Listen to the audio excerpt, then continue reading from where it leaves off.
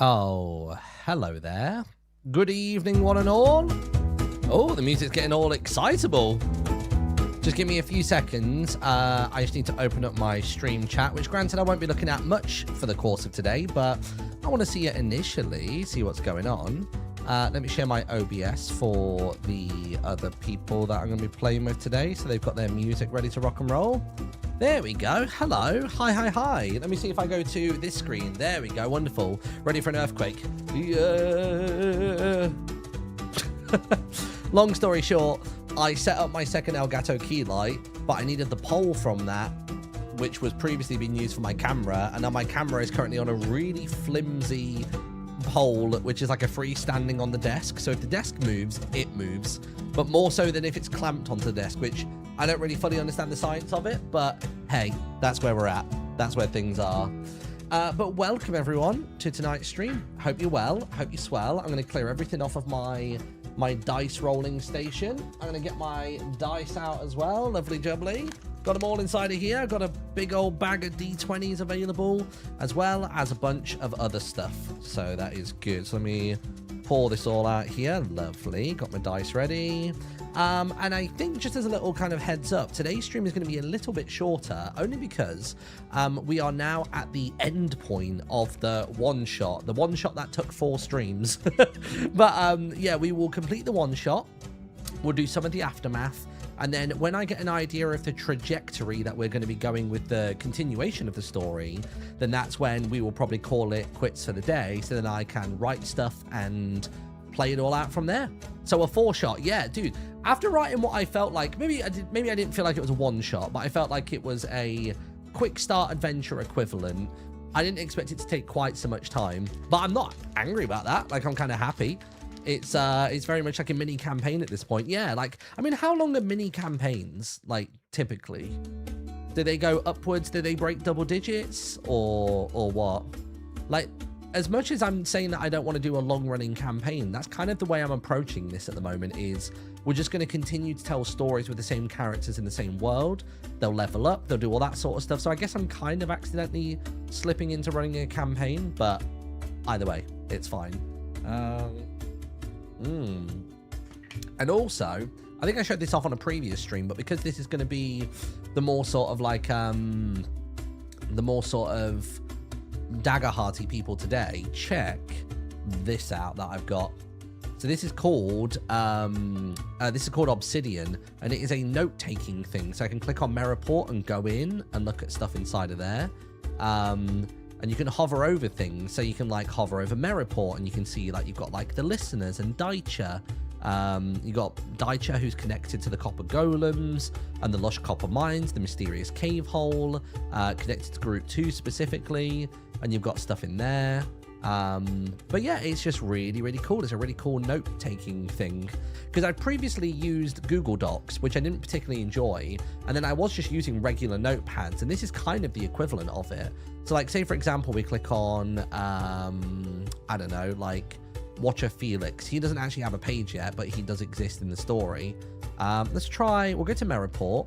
We'll go to I mean, even if you go to like the listeners, and you've got the listeners here, and it links to Esiol Tonnerre, and then you've got Eloise's character page. Like, it's just like single clicks to move through everything, which I think is really cool. And, you know, you got Cavernash the Enigmatic, you got Victor Blackthorn, you got Watcher Riven as well. So yeah, it's a really handy little bit of software, and I've been really enjoying my time with it. I think any of the characters that I don't have pages for, you can actually hold you can call those. So everything inside of here has stuff. So you've got Lazarus Bloodthirl, which is Sausage's character from today's stream. He's part of an Assassin's Guild called La Sombra Negra. And inside that group, you've got the leader is Ghost, and you've got an inactive member called Rodney. And Rodney was killed by Crow, and then Crow exists over here. Like, it's just click, and you're just going all the way in. But it's been fun, because even those little throwaway comments that like Sausage or Sev or anybody makes, I'm now actually able to commit them into some form of canon so that I can draw on them later on. So I can have a bit more of a fast fire world building to all of this, which I'm quite excited about. So yeah, it's good. I think I'd struggle to navigate all that. I mean, that's just the fancy visual thing, but generally when you're using it, I'll show you quickly. You can literally just do like a, oops, where is it? There it is. You know, it does have a folder structure down like the left-hand side. So you've got like, you know, dungeons, and you've got the Infernal Descent, Merriport Sewers. So they're all single notes and in folders. And then there is also just like a search function. So if I search like Clank, maybe, you can see that I've got Daicha is a clank, the Lush Copper Mines contains clanks, and Ribbit is... oh yeah, this was a cool thing. This just came up as like a piece of trivia in like life. And this was midwife toads IRL can make electronic style noises. Definitely worth incorporating, maybe in some collaboration between the clanks and themselves, like with the Ribbit. So that was just like a little extra like note that I put. And like formatting's really easy. You can do loads of hashtags if you want to have like bigger title, or the less hashtags you use, then it's giant title. As long as you put space after it, that is. And look, you can do like different scaling of titles. You can do a little triple line to do that. Anytime you want to like do something in, so if say I wanted to mention, I don't know, the Riverwood Hamlet, you just type that and it's there, and then you can click on it at any point. But yeah, it's really cool. It's a very, very cool bit of software. Give it a try if you ever want to make like mass notes on, frankly, anything. It doesn't even have to be, you know, a campaign or something like that, even if just for your workflow or your notes for anything. But yeah, there you go.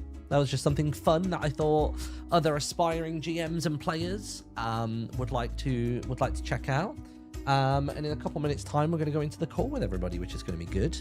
I'm still in the market, by the way. Oh, camera is blurry. Ooh. There we go. I'm still in the market, by the way, for a new dice bag.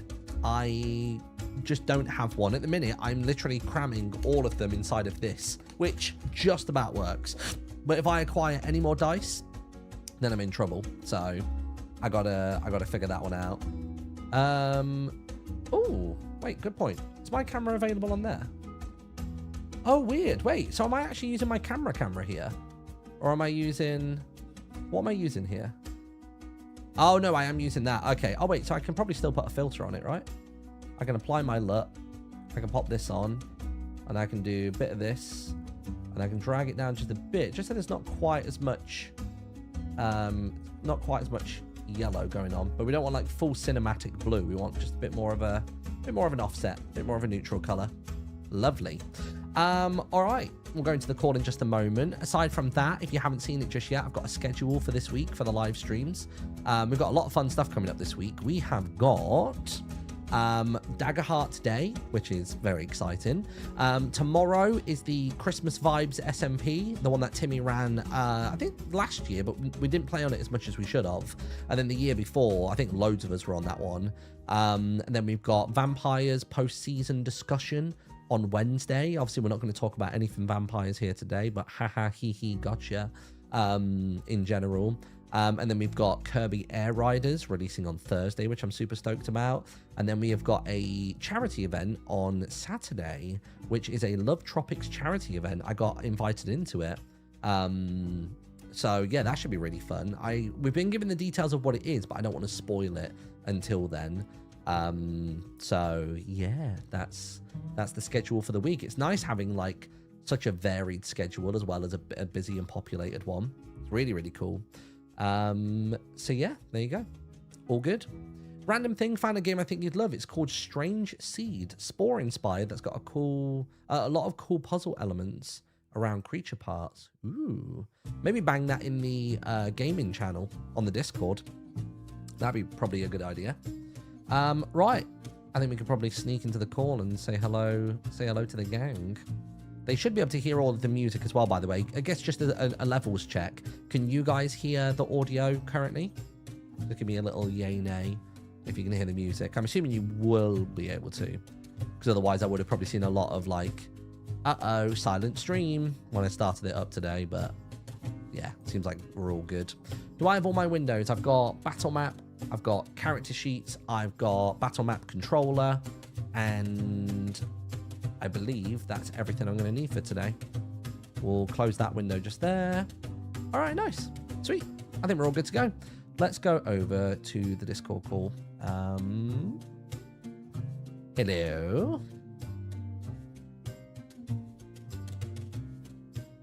Hello. Hello. Oh, hello. How's it going? Sorry, I was talking to my chat about the complexities of vampires existing during 9/11. Oh, you I went saw down about that this, route, yeah. I never once thought our post-credit scene would lead to it being canon. Oh, and you we could were have alive stopped for it. You could have 9/11. stopped it. No, I Crazy said that I you was had like, those abilities that did nothing. my thought is in my head canon, vampires would have got really into Disney because they liked the villains. So we'd have been living in Disney World, Florida for like Okay, the you got early to 2000s. later. Okay. We moved to New York in like 2004, 2005. Okay, guys, Yeah. you can't blame them. They didn't do nothing. They're not a part We of weren't this. there. I just thought, actually, who's live right now? Is it just you, Scott, you and me, or is Drift Might live just too? be me and you. Or Yeah, Drift, you yep. too. No, I'm not live right now. Okay, all good. Just Do you want to us. do the old stream together thing? So we got the blended chats. Ooh, yeah, how do we do that? Ooh. Blend them. Let me just do it on the dashboard. So it's literally, Yeah. I'll just send you a link and you join it. It's kind of like Is that the collab thing? It's like a, yeah, well, it's called stream together. So if I make that window there, then I will, yeah, allow microphone. I'm just going to mute it on there, mute audio. Then if I send this invite link, invite guests. Oh, I think, actually, no, it might just be easy with the URL. There you go. If I send that to you there, bam. And then it'll basically give us like a chat we can pop out. Join Granted, I don't session. look at chat that much, but it's just fun seeing the reactions Okay, from start. both sides. Then start Okay. sharing chat. Boop, there we go. And then the chat tab on this window that's come up now has both of our chats together. Oh, sure, chat. It's really fun. Nice. Chat. Let me throw a kiss Oh. in there. Let me see. Oh my Do you guys see my goodness. kiss? Chat. Yeah, I'm throw a gonna- kiss. You're merged. There we I go. kissed the Where? chat. I've There, been I doing kissed that them. recently. Oh, it does 'cause It's it- really fun. You don't even need to pop out the chat. It's just now on my No, Twitch it's- channel. It's in that Goes chat bar. together. Oh yeah, it's in regular as well. And it isn't has our little icons Avatars. of who's from Oh, who. yeah. Look at them all Oh. saying hi to Good. each other. You guys Aw. mingle. Hi guys. Yeah, everybody Make say friends. hi. Make friends. Hi. Make friends. Okay, I think the everyone, other we're gonna cool go thing it round does the as well circle is it and say actually one does. icebreaker. Oh, Oh, okay. not an icebreaker. Oh, ice cream. No, I'm joking. I was Too meaning early for chat this. to do A that. polar not bear. us. Yeah, we're out of it. Hey. Oh! How much does a My polar bear fridge. weigh? Oh, that's. Do you want crushed or That's cube dice? Oh, he got money. Oh. Genuinely though, as a love a kid, little bit of I was crushed ice. like, if I ever have a fridge that can spit out ice, I've made it. Like that. You've made it, 10-year-old me, I was like, that is success. That's when I'm like.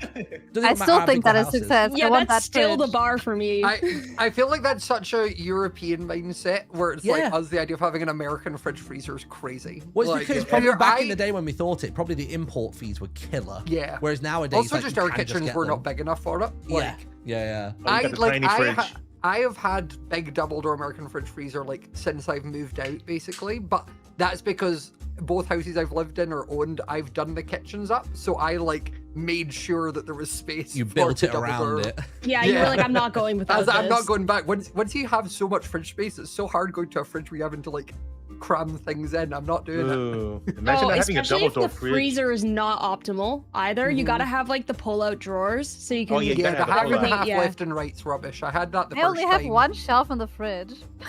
What? Really? What? Ew. And I'm Is it the fine. size of an Xbox? Like, what's going on? Do you live with like other people though, and you're only allowed one shelf? Is that how it works? Basically.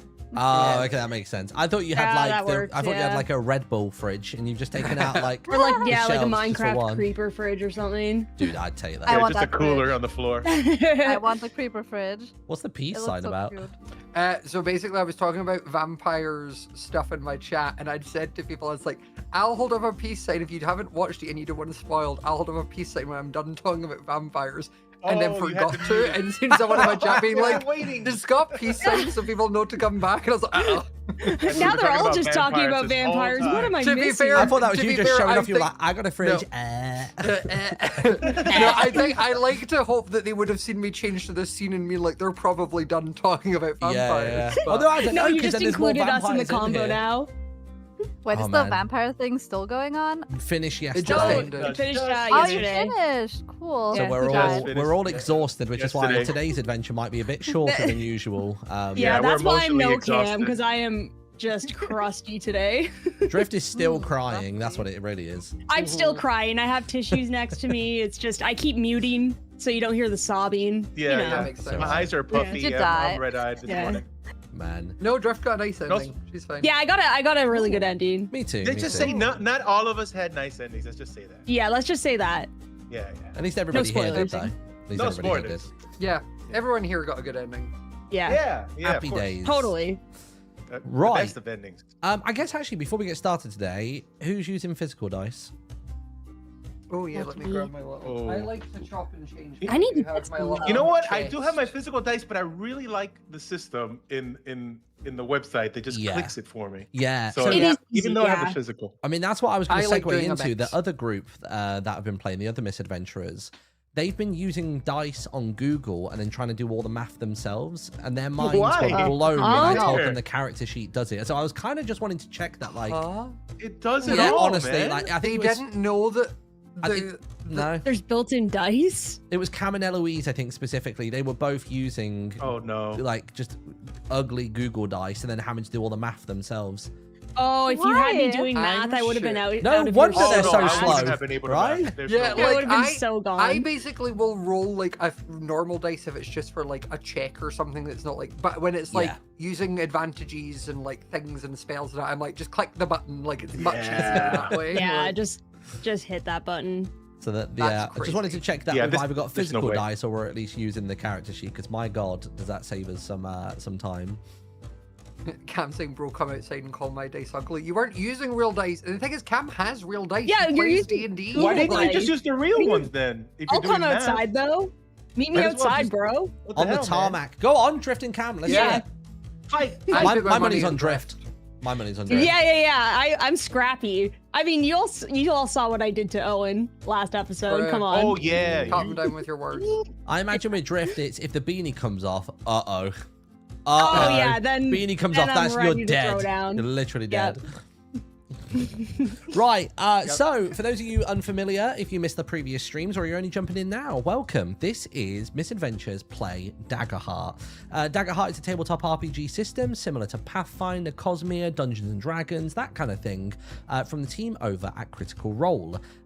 Little differences that you might not be aware of. Instead of rolling d20s, a lot of our players will roll 2d12. This bad one is the fear dice. This one is the hope dice. Fear is a currency that I, as the GM, get to use. Hope is a currency that the players get to use to do cool stuff. And basically, I have written a one-shot that's taken a lot more than one stream. We're into stream number 4 of this story. The quickie summary is there have been a string of murders and kidnappings over in Orchidia. Our players ended up being witness to one of them and managed to thwart it. They went with one of the watchers, who are, towns guards, if you will, from Merriport, over to Merriport, actually, with one of them that was injured, and eventually set off to try and find somebody called Victor Blackthorn, dubbed the Tinkerer is his nickname, because he may have some knowledge on what these water apparitions were that were actually killing people in the streets of Orchidia. He said that they needed to go over to a place called Tadpole's Rest, which is one of Sausage's builds from Misadventures, to get a special ingredient for creating a special piece of magic tech that might help them in the fight against the water monsters. So they went over there, they met the dojo leader, they passed a challenge, which was a mixture of strength, agility, and perception, or insight, I suppose. They succeeded. The dojo master gave them what they needed. They went back to Victor, and then they wandered back to Orchidia, where they're hoping to try and bring this string of magical murders to an end. And at the end of the last live stream, Agatha, played by Scott, was just outside of Suri Spot, which is the fishing shack that I own on the server, and basically spoke with a fish in the water and was guided over towards a opening in the mud, which seemed to be lined with sea pickles and goes deeper in, and there were little flecks of copper blocks and things, implying that that might be the location of the abandoned sewer project of Orchidia, where they may find the culprit behind what's been going on. Luckily for us, Lazarus is very attentive, and when he was last in the Orchidian Tavern, he'd gotten information from some of the locals about how a really foul-tasting drink that they have called swamp juice actually gives some magical properties. So our players made their way back into the tavern, stepped through the front door, and that is where tonight's story begins. So as you wander in, there's a lot of the usual faces inside of here. When you were here previously, you met the likes of Esperanza. You saw the owner Paloma, again, behind the bar doing her thing. And basically, you wander in and you can just see people chit-chatting away. Sorry, I'm stalling there because my notes have broken. How the hell do I get my notes back? There we go. Sorry, yeah. So you walk in and you can see Esperanza. You can see Paloma. No sign of Rosalia tonight. She's not around. But you can see Rosa Delago. And in the corner, seems quite sad and crying. She's like, oh, where is he? My Angelito lindo. And she's just like crying to herself. And some of you may know what she's talking about. You may not. And there's also Fabius of Fabulous Records, which is the very awkwardly named music store that is next door to the tavern. But welcome yourselves into the space and let me know what you'd like to do. I don't know. Part of me is like, Sausage should take lead because he was here before, but also he did try and rob them last time, so I don't know how well it's going to go. And also the numbers are dwindled, so you can't even sneak in. It's not as hustling and bustling as it previously once was because of these strings of murders. You've heard on the winds that there have been 1 or 2 more nights of chaos since your last visit, so it really is just the local patrons, not much in terms of tourist traffic here tonight. So as you walk in, all eyes turn to the 4 of you. Should we start by getting a drink? Yeah, I think we should go to the bar. We're buying Yeah, we're wanting to get one specific drink, and then we want to leave, remember, guys? Yeah, but can't we have like a We fun need little 4. treat drink? We can have a celebratory drink after we've done. After? That's What about before? true. Because we know we're gonna do so good. Yeah, we I might have think- to fight, so why don't we take like a little, for courage, a little courage. drink Exactly. before we go out. Yeah. What's the matter, let's drink a lot. I swear the swamp juice will have plenty of that type of properties in it, as well as giving us the water breathing we might need here. Fine, Killing all the fine. fun. Can't believe this. We just got to the pub Well. too. I'm hungry. All right, let me go up to Paloma. Paloma, hey, I'll take 4 swamp juices and we'll be out of your hair right away, okay? Wow. What do you lot plan to do this evening? 4 swamp juices. That's people We're usually going only for a order one. swim, dearie.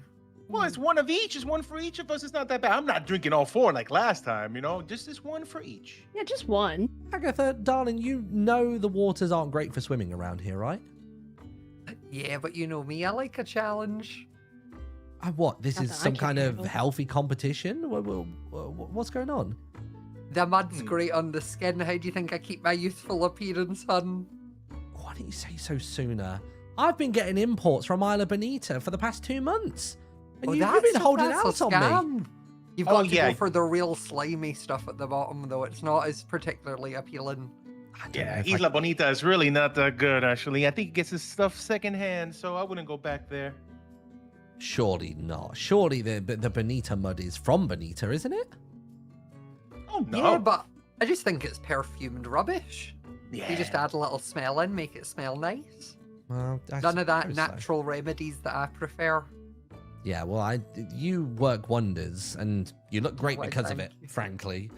So, 4 swamp juices. Right, let me get some of these out. I think we're actually towards the end of the crate here, so you might have to fight it out. They're actually... Puts a big crate on the table.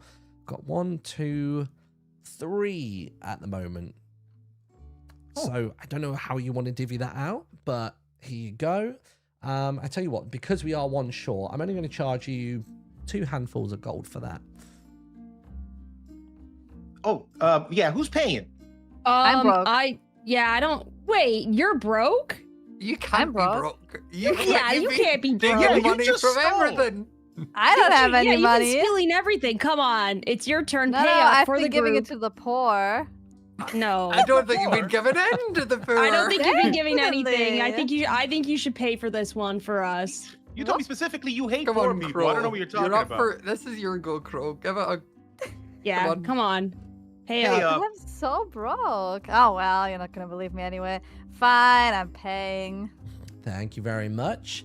Now, I will say, you're probably better trying to divide it out. It might not be quite as effective, but the effects should still work. You might just not have quite as much swim time, I should say, as usual. But, that's just how things go sometimes. I'll be sure to ask Felix to put an order in at Merryport to get us a brand new batch. Do you think I could get 4 glasses then, dear, and I'll just divvy it out between us? Yeah, of course. There we go. Oh man. Yes, can I get my glass chilled, actually? I like it when it's nice and cold. Oh, me too, if possible. It's Orchidea, darling. We don't really do anything chilled here. Everything is damp and moist. Look at the walls. Look. Gotta go back to That's Merryport, not man. mold. That's wallpaper. Yeah, the Wild Rose Tavern Guys, the wouldn't be humidity is doing great this for your skin anyway. It's fine. Exactly. She gets it and pulls out 4 glasses. There you go.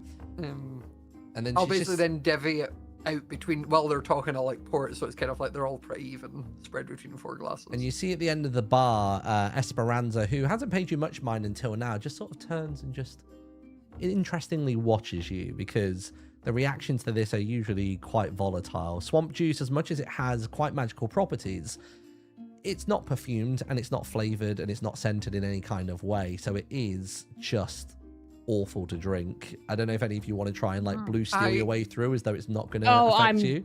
Oh. Yep. I was going to say, thankfully, this is a time I suppose my iron stomach experience is coming. Yes! Oh, Perfect. That's true. But So- also, I think like Agatha's going to be like getting out little like flowers and stems and kind of making them look like little fancy cocktails with a few berries and just sort of decorating the Ooh. tops of the glasses.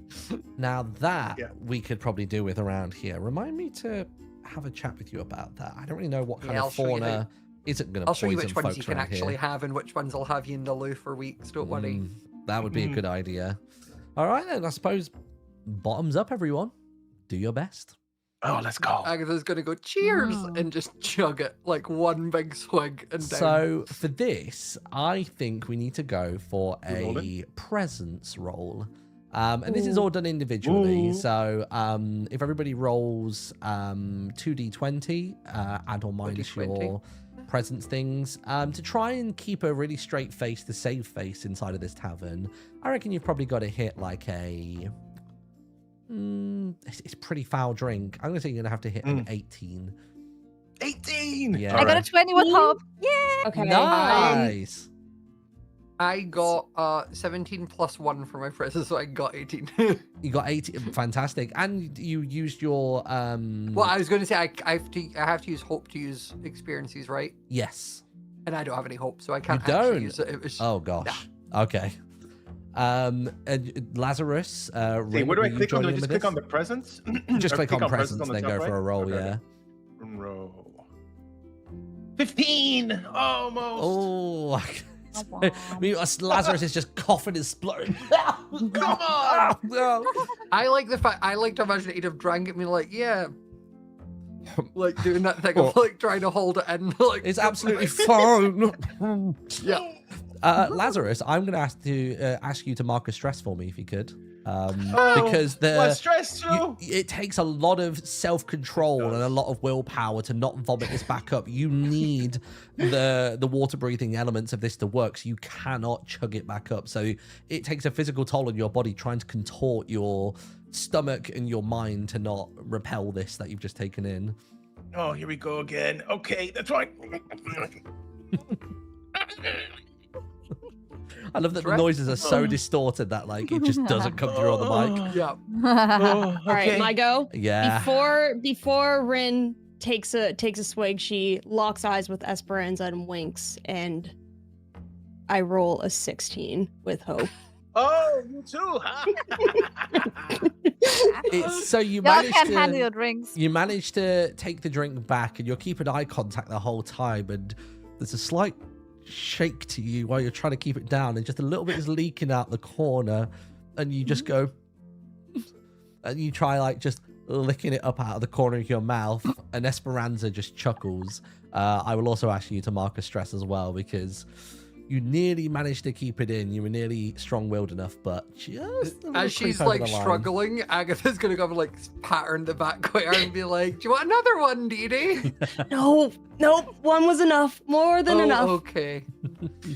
Usually I'm a lot better with these drinks, but today I guess I'm not. Oh. And Esperanza at the end of the bar goes, 50-50. It's usually about the going rate. What are you drinking that foul stuff for anyway? Gotta go for a swim. Yeah. You want to join us? No. I would rather go and hang out with the thistle folk down the road. No, thank you. And she just flicks her hair and turns away. She's just simply not interested. She may have been tempted to accompany you had more of you passed if it didn't seem quite so bad, but she is not particularly impressed right now. Right, You're guys, lost. should we head out then? Yeah, let's just get this Let's over go. with. I think we're ready. So you wander back out into the streets of Orchidia. You notice that there's a few people walking around, a lot quieter than usual, and you've got the watchers that are present as always. Not the familiar faces that you know as Riven and Felix, but completely different watchers whose name tags are actually just kind of obscured by very lazily put on wraps and garbs.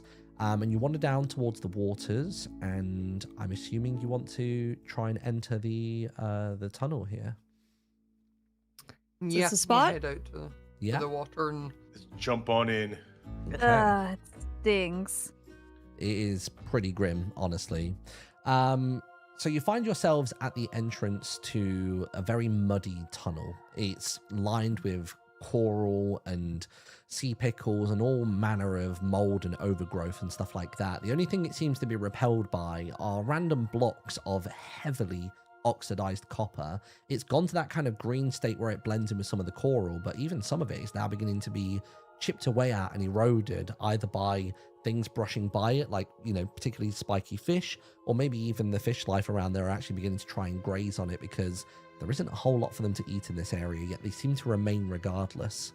And I suppose if you would like to make your way in, we can do some group action rolls to see how well you can traverse this tunnel. And you're going to be completely submerged for this for larger portions. There are going to be 2 checkpoints, and once you've cleared both of those, you'll be then on to the third, where hopefully you arrive at your destination. So who would like... I have done something as we were walking to... Absolutely, yeah, chip in. I just want to have done my little talisman thing. Cool. Remind me what that is again, because I know you've used it It's once or basically just- twice, and it's been really Yeah, useful. it's just once per long rest, I can imbue a small item with your protective essence. When the person holding the talisman takes damage, you can expend its magic to reduce the number of hit points they mark by 1. Nice. So it brings it down So by a I tier. basically just imagine, I just imagine she kind of grabs like some gems and some vines and kind of weaves them into like a little bracelet around her wrist. Nice. So I'm going to pop a D20 on the table. To be honest, it doesn't even need to be a D20, but I've got a countdown of 3. So who would like to go first here? So somebody will lead the roll. You'll essentially be swimming at the front of the pack, trying to figure out this, what you learn to be very quickly, a confusing, twining mess of tunnels. Some of them are a little bit more forgiving in that they've got clear pathways with a lot of sea pickles lighting the way. Some of them are just kind of like curtained with seagrass that's growing somehow from the ceiling as well as the floor. You can see breaks of light through them, and it's kind of causing these strange refractions on the wall. Makes everything feel quite haunting. But yeah, who would like to lead on this? I would tell you that this will be a let's see. I guess because it's I'm leaning towards agility because it's a movement thing, but I kind of think it would be more instinct because it's a if you're navigation navigating. situation. So I will say for now, you will all roll with advantage when you do this because you've got the effects of the water-breathing potion present. So that hopefully will better your chances. So I would like, who's going to lead the first go at this? What's everyone's instinct? Mine is I'm- +2. I'm plus Mine is 1. 1. We're all plus, yeah, so you should go, Agatha. Yeah. Okay, Agatha will be taking Let's the lead go. the way then. Our Nice. leader! Yeah. Is there anything Um, you say to the group as you wander your way in for the first time? Keep up, dearies. We're going in. How do you know this Go. place so well? Do you hang out here? She lives Uh, here. She's gonna be like, I don't, and then just jumps in. We're still gonna Fair die. enough. There's a hurried rush behind as well, with everybody else so you coming said- in. We do advantage, right? Yeah, with advantage, yeah. So it will be... I've not actually done an advantage roll on the sheet so far, so you just click Oh, I see on it. instinct Instinct and then advantage on the left, and right? roll. It does too. Okay. I Lovely. got 21 with fear. Woo! Okay, 21 Whoa. with fear. So, sorry, I forgot to mention the DC for this, the difficulty for it is just a 15, a little bit higher than the center average, but it's a 15. So, what was that, 21, did you say? Oh Yeah, my god. 21 with her. 21. Cool. So we've got 21 to start with. I think that's an automatic pass, given that even if the other 3 fail, that would drop you down to a minimum of what, 20. So I think we can Guys, consider. Lazarus Blood Veil is not failing this one, I'll tell you now. Oh, really? What'd you get? Ooh. 12 and 12, so a critical success plus 6 plus 1, Ooh. 31. Oh my gosh. You know what? Wow. Because of that, I'm going to say Crazy. actually that a critical success is actually going to leap you past checkpoint 1 and past checkpoint 2 as well. I'm going to say that we let's now only go. need 1 more successful roll in order to get through here. Guys, it's all the So- time I've been drowning from the last time I think I've True. grown those gills. Yeah, I okay? have an iron stomach, you have iron lungs. Let's Yeah. go. Was that not one of the experience things you made? Though? Yeah, Was, like, iron and I didn't lungs, even like- use it. It's called Mean Gills. Remember, we called it Mean Yeah, Gills. Oh, Mean you did call it that in I- the end. Nice. Yeah, and I didn't get to use it. That's crazy. That's we- awesome. So Let's our go, Lord. countdown is now down to 1, which is very exciting. So you're making your way through. You're going past what you can only surmise are actually like dead people. You wonder whether these are skeletons and like loose fleshy masses that have been kind of decomposing inside of here. They're probably other bodies and other slain people that have been dragged back into the waters.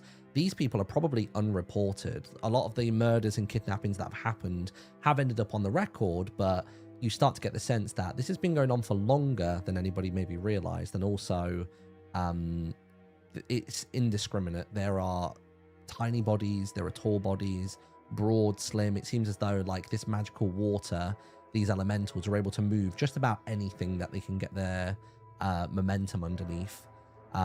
So we carry on through. You've managed to push past some of the seagrass, occasionally catching yourself on some of the coral, which causes a little bit of panic and frustration. It almost kind of, the knotting and the twisting of the coral at times almost feels like there's a hand reaching out towards you, but you know it's just your own imagination playing tricks on you.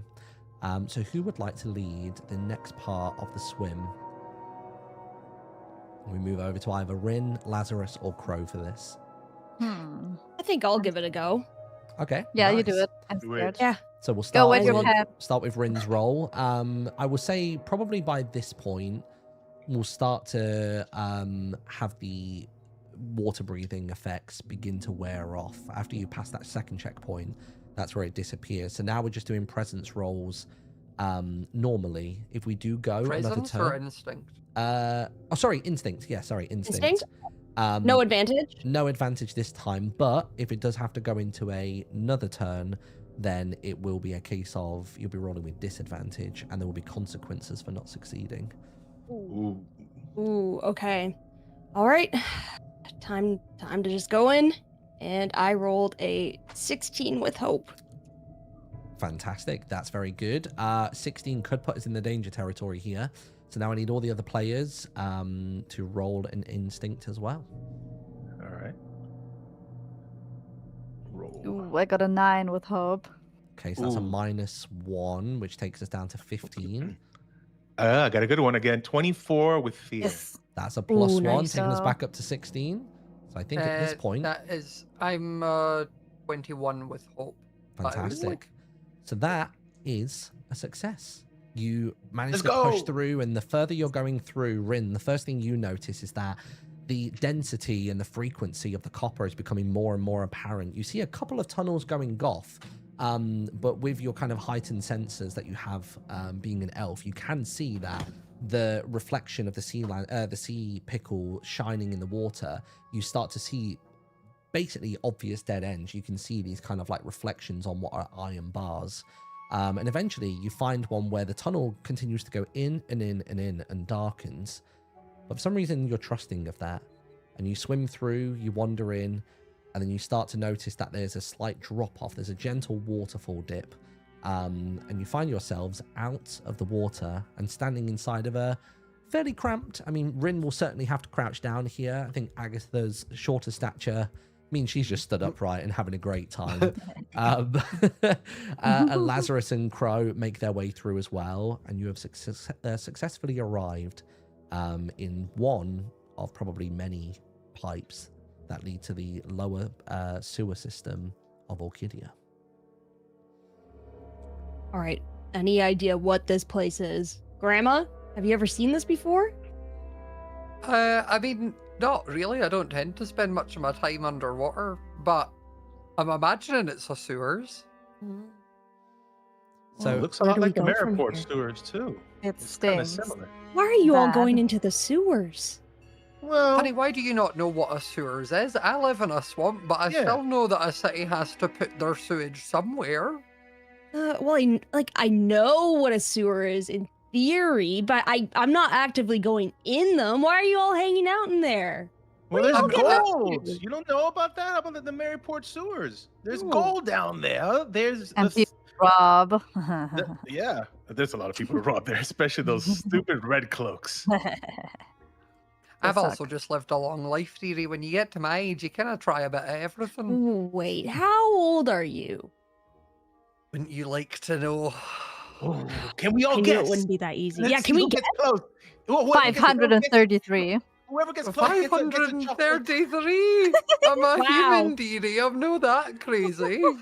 Okay, let me take a good guess at this. I think you are 172. Okay. Okay, no. Listen, whoever gets the closest gets a treat, okay? Please. Yeah, And I'm yeah, gonna get yeah. closer right now. I'm thinking you don't look not a day over 72. 72. Hun, you're just trying to flatter me. Yeah, what is that? Yeah, Come on. Come on, Don't did give I him the win? candy Did I for win? that. Come on, did I win? None of you were close enough for me to tell you, so we're just gonna. You'll have to leave it up for a mystery. Maybe has I'll tell Crow you had a after. guess yet? Well, Oh, Crow's at 500 and something. 500. Oh gosh, I don't know how I it's missed that. What? something. That's why I said I'm a human, dearie. I'm no. Man, I thought I was gonna win just because they all said you were old, Grandma. I'm old, dearie, but older than what you said and younger than what the other two did. Can we still get Okay. candy? We'll get it. Yeah, can I We'll, smell some? we'll see how well you do for getting this sorted, then I'll give you a candy. Yeah. Yes. Like, we gotta win, guys. We gotta win. We gotta win. I'm like Pavloving this group, like giving them a treat for doing good things and holding the treats back when they do something I don't like. It's like no sweets for you. That positive reinforcement whenever it's Yeah, necessary. literally. It's working. Yeah, this group is I'll do much less anything. really than they were the first two. You've got them under control. Yeah, we all got a taste of the treats. We know how good it is, so we'll do whatever it takes to get another one. So this conversation's unfolding as you're pottering along. There is still a little bit of water kind of like dampening your feet as you wander through these pipes. And they begin to fork and bend and twist and change. And you're just following the very minimal light sources that you have. Sometimes it does seem to be that the light source is coming from additional fungi and sea pickles that are growing in different parts of the tunnels. And then you've got a slight fork in the road. It's basically two sections you can go. You can hear the same voice reverberating down each of them. And you just hear a voice in the distance going, "Yes, seems like somebody is privy to our plans. And now they're moving in on our territory. Meriport was supposed to be ours to take. It began slowly, and our work here has been good. Who could it possibly be that would strike there? Insolent fools. We'll weed them out." And you just hear this voice reverberating and carrying through the tunnel in both directions. So it's basically just a fork in the road here. Both of them have a relatively equal amount of light coming from them. No immediate apparent dangers down either of them. So it's about whether you'd like to go left or to go right. Well, my friend Baronce always said to the left, so I'm happy to go that way if you fancy it. How's that pronounced again? what's that one? Baronce? Oh, is that a wizard or something? Spell that for me. Spell that for me. Yeah, we need it So in the imagine wiki. Beyonce, but instead of B, it's Bard. Bardonce. All right, good. Bardonce. Oh yeah, I've heard of them. They have a really beautiful singing voice. I've heard of them before. Yeah, they're great. I suppose it's But about I whether think- the group would like to go.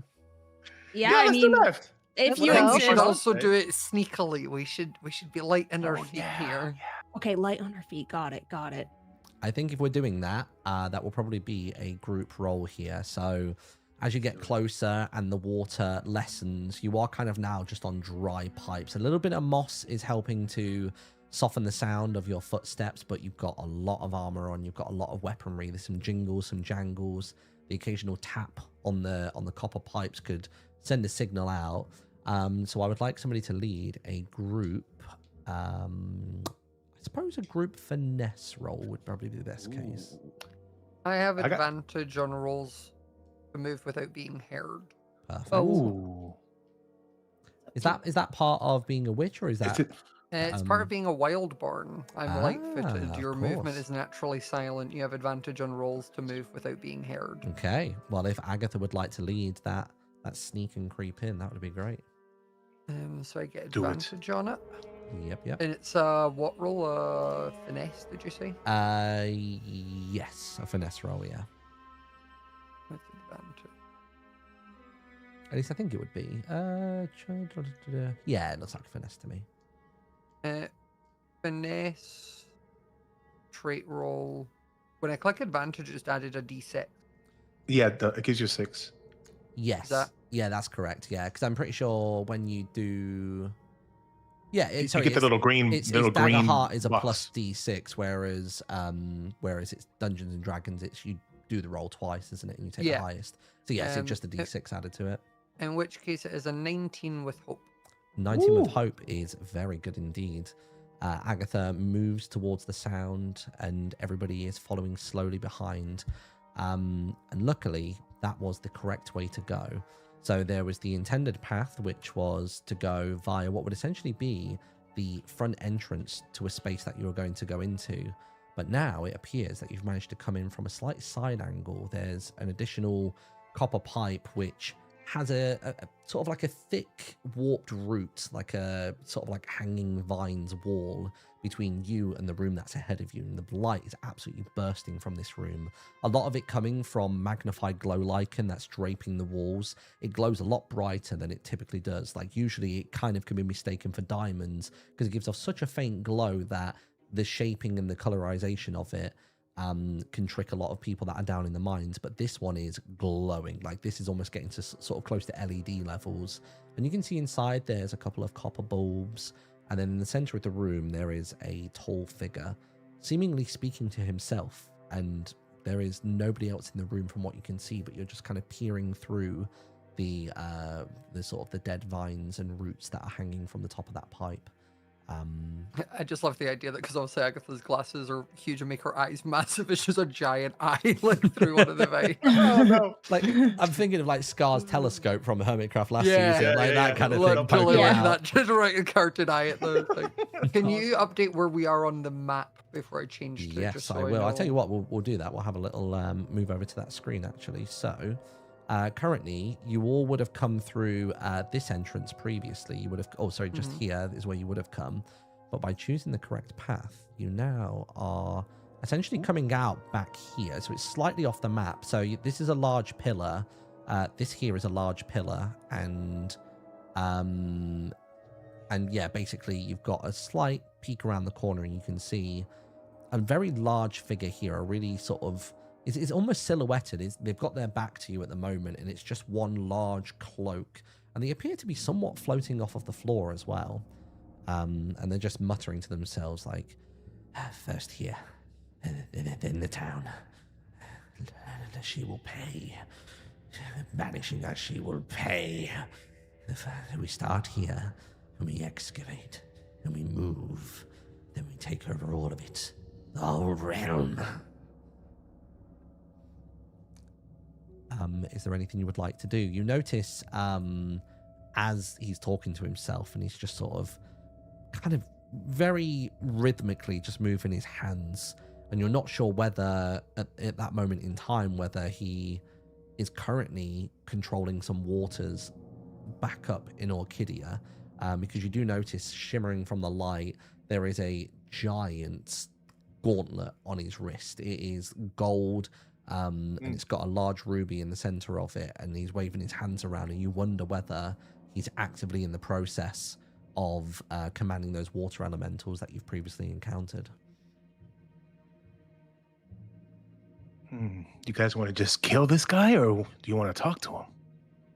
Well, I think he's probably the one that's been causing all the troubles. Got it. I'll kill Also, him. would I recognize him as one of the people from my vision when I was down here? I guess the silhouette is the same as before. Yes. So when you Because obviously previously you said he had was the really vision, tall. very so, like- tall, very cloaked. You're getting basically a similar profile as to before. Previously, yeah. in your vision, you probably would have been more stood around the back of this pillar just here, whereas obviously now you're at a different Yeah. angle. So it's similar. Last time you won't have seen the gauntlet, but the gauntlet on his left hand is now present to you from this side. I think well, we team? use the element of surprise to try and take the upper hand while we can. Yeah, listen, I can do the first strike. Listen, I also could do a very special thing that I can mark him for death. I can attack him from behind. It'll get so much more painful when I go through there. Yes. Kill him, but don't drown again. No, there's no water here. Well, there's not that much water. I think I'm safe. Sounds like you've got this under control. Oh my, yes. Oh, and then if anything, we can talk to How- him after. So how does Daggerheart work in Interested. terms of surprises? Because obviously, like, if it was D&D, we would all get a turn to attack before he would go. Yeah, I would say I've obviously not done it before, but my assumption would be that probably your first attack on him will have advantage. Each of you get to have one go, and yeah, I think advantage would probably come with that. Okay. So if you'd like, Yeah. if you want to strike, you can feel free to do so. Oh. Yeah, I think I feel like it makes sense if we all just kind of like sort of burst out and just go straight Yeah. into it to kind of like throw them off. Okay, let's enter combat. Yes. All right, we are in. So he's there going, "Ah, yes, and nobody can stop us. No withered hands and other decomposed body parts. Pitiful fools. And after this place, we'll go beyond. The Dwarven Kingdom will be next." And he's just like unloading his plans and just talking out loud. So feel free to jump on in whenever you'd like. Let me know what you want to do. I suppose Alright. actually we need to look at ranges as well to see where you guys are currently. So Oh yeah, what is that?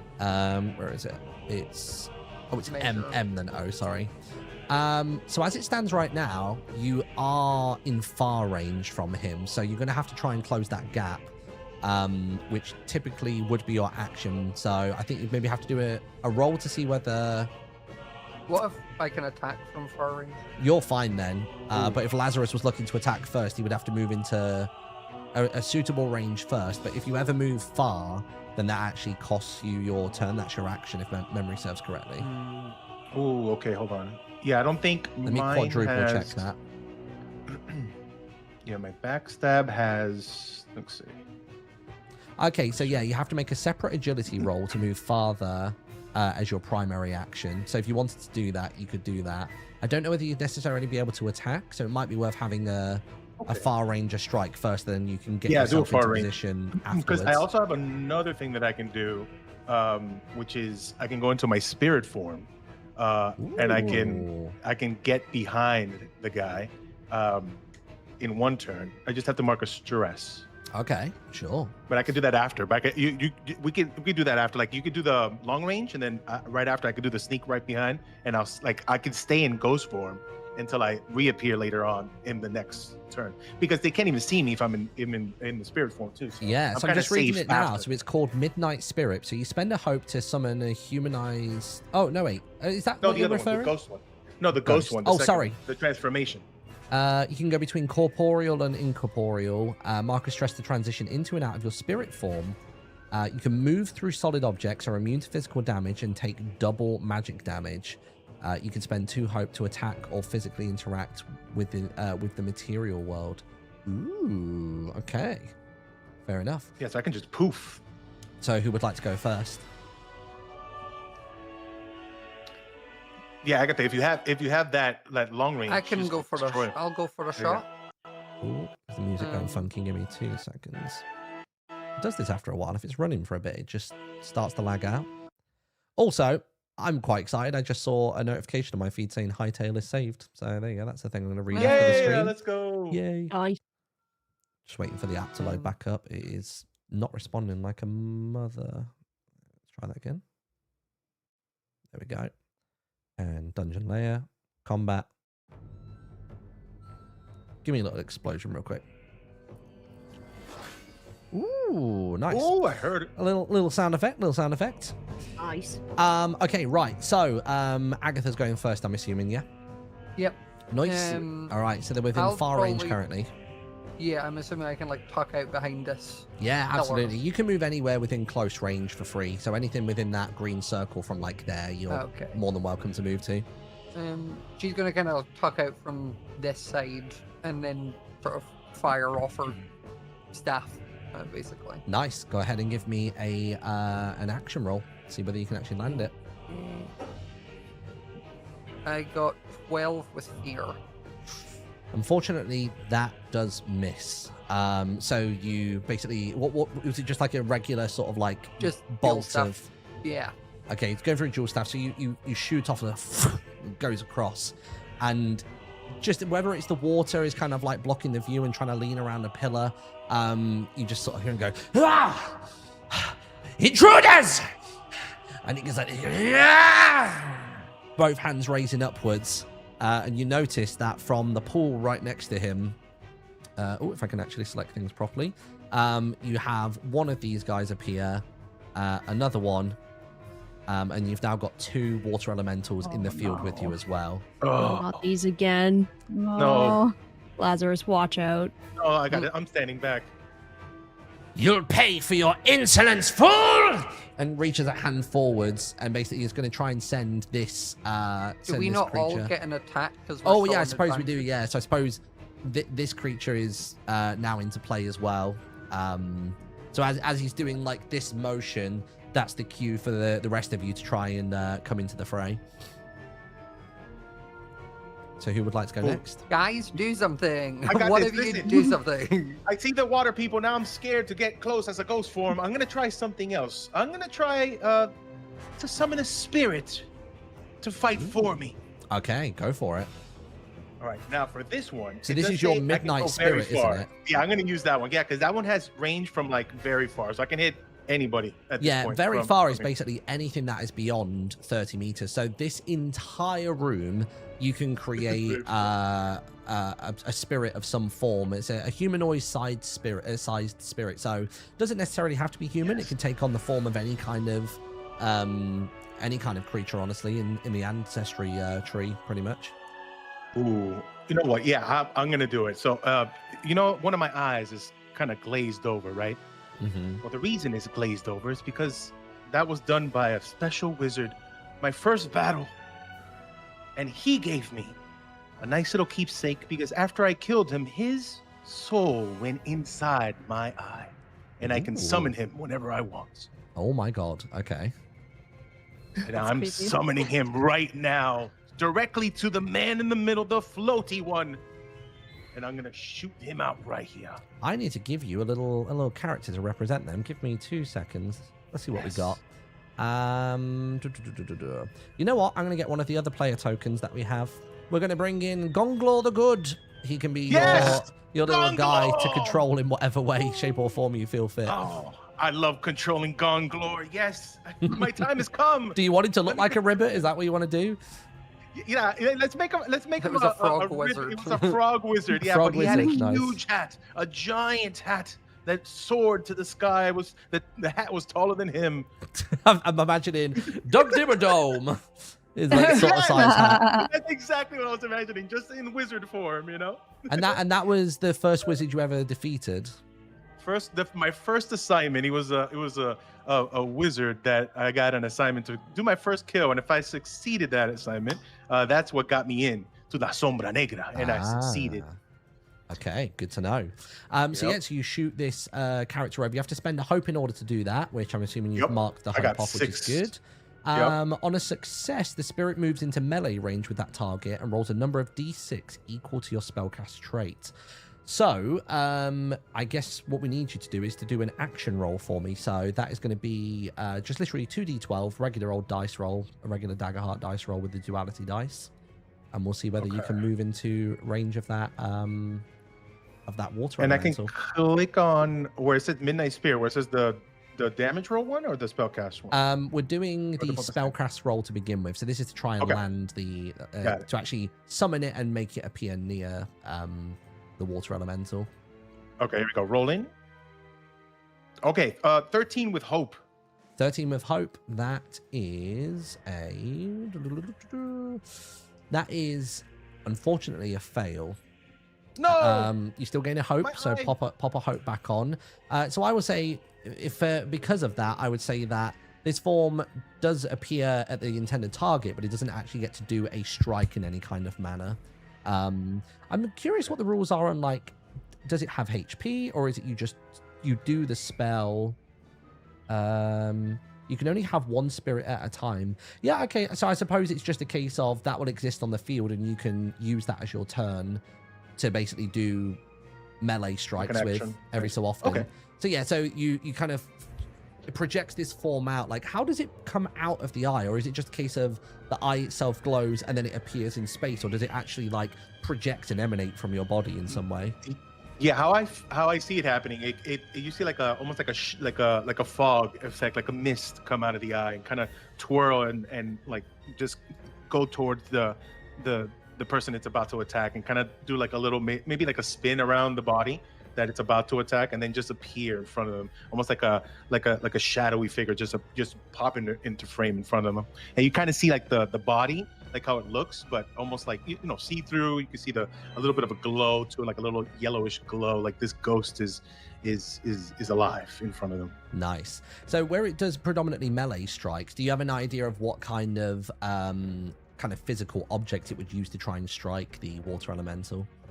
Yeah, I'm thinking how I pictured the original wizard. It's a long staff, Nice. With a glowing green orb right at the top, but it's kind of twisted in a way that like the staff itself is made like a black ebony wood with like gold like lines through it. I don't know. This like that Japanese pottery. I forgot what it's called. That Oh yeah, has cracks in it. They put and it they together. repair it. Yeah, I know exactly what you mean. I Yes. can't remember the word for it. Somebody in chat will have it.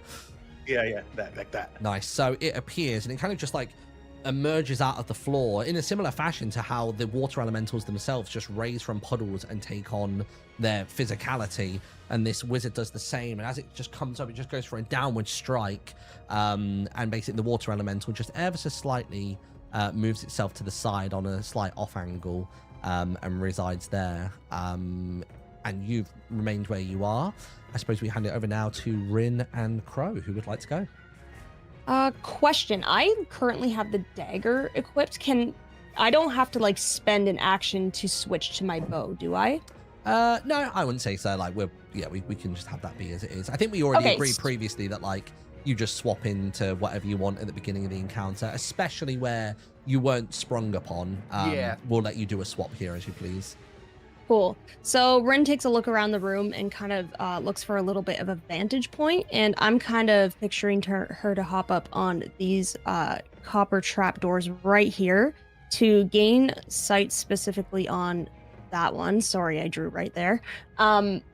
And I would like to try and use Ranger's Focus. So it's spend a hope and make an attack against a target. On success, deal your attack's normal damage and temporarily mark the attack's target your focus.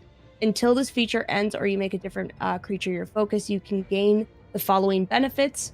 You know precisely what direction they're in. When you deal damage to them, they must mark a stress. And when you fail an attack against them, you end the focus. Okay, brilliant.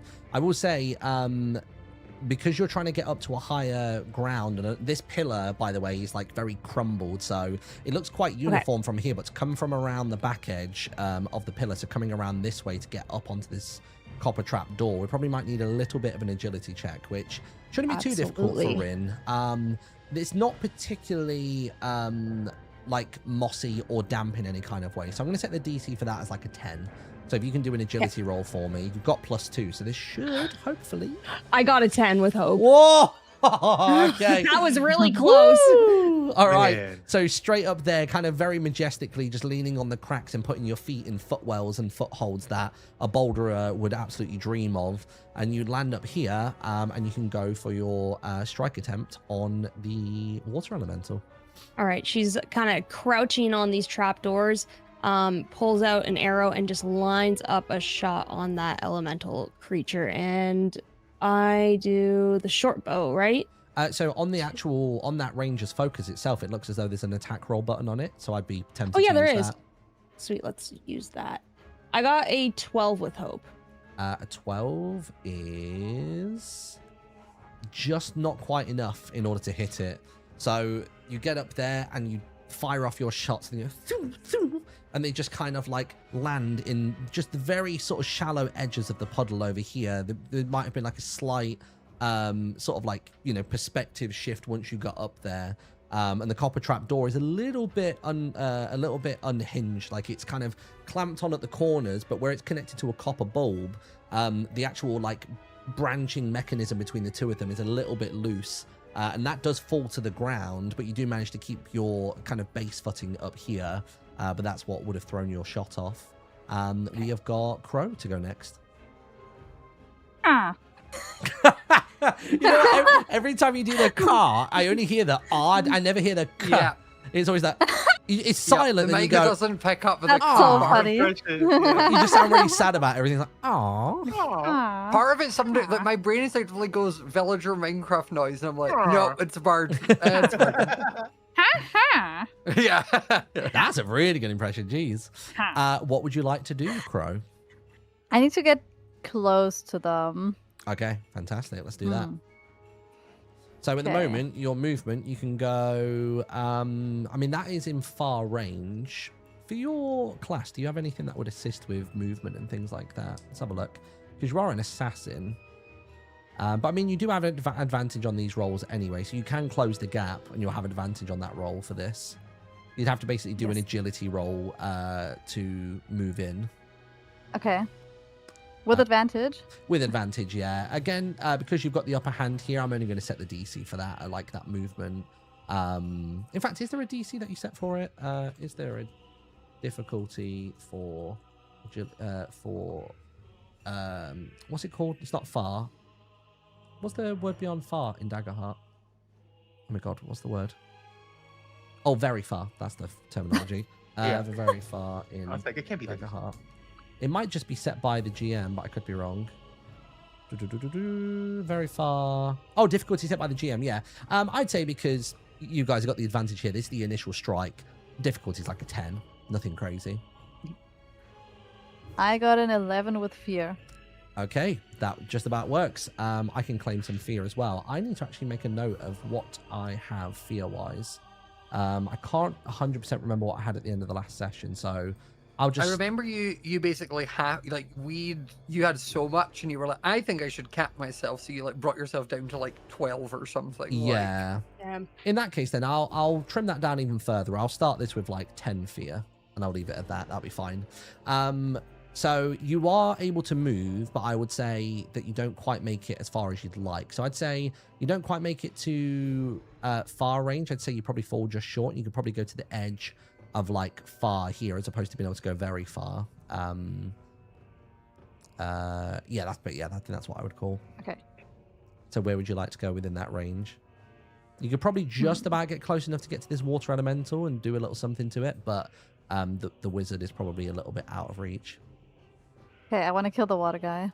Okay, cool. Let's move you in. So pop you just there, right on the edge of what you've got. And because you're kind of like bustling and pushing past Lazarus, there's a little bit of a scuffle to get out, and there's feathers are getting caught in the vines that you just had to drape past, and it's really uneasy footing, like to get down this little spot. But you do end up down here, prepared and ready. You won't have advantage on the strike because that was burned up on the movement, but we can do a regular action next time you go. You can do an attack on it. So play moves back. I guess that was with fear, wasn't it? No. Well, I was going to say that was also our surprise round. That was so a surprise round. How many fears did we get during that? I think Crow got a fear. Sausage had a failure. You had a fear. I reckon play past to me for one strike. I'll say that basically this fella just here is going to try and be reactive and try and go for you. So let's start with the first D20 of the day. I'm going to start with this one.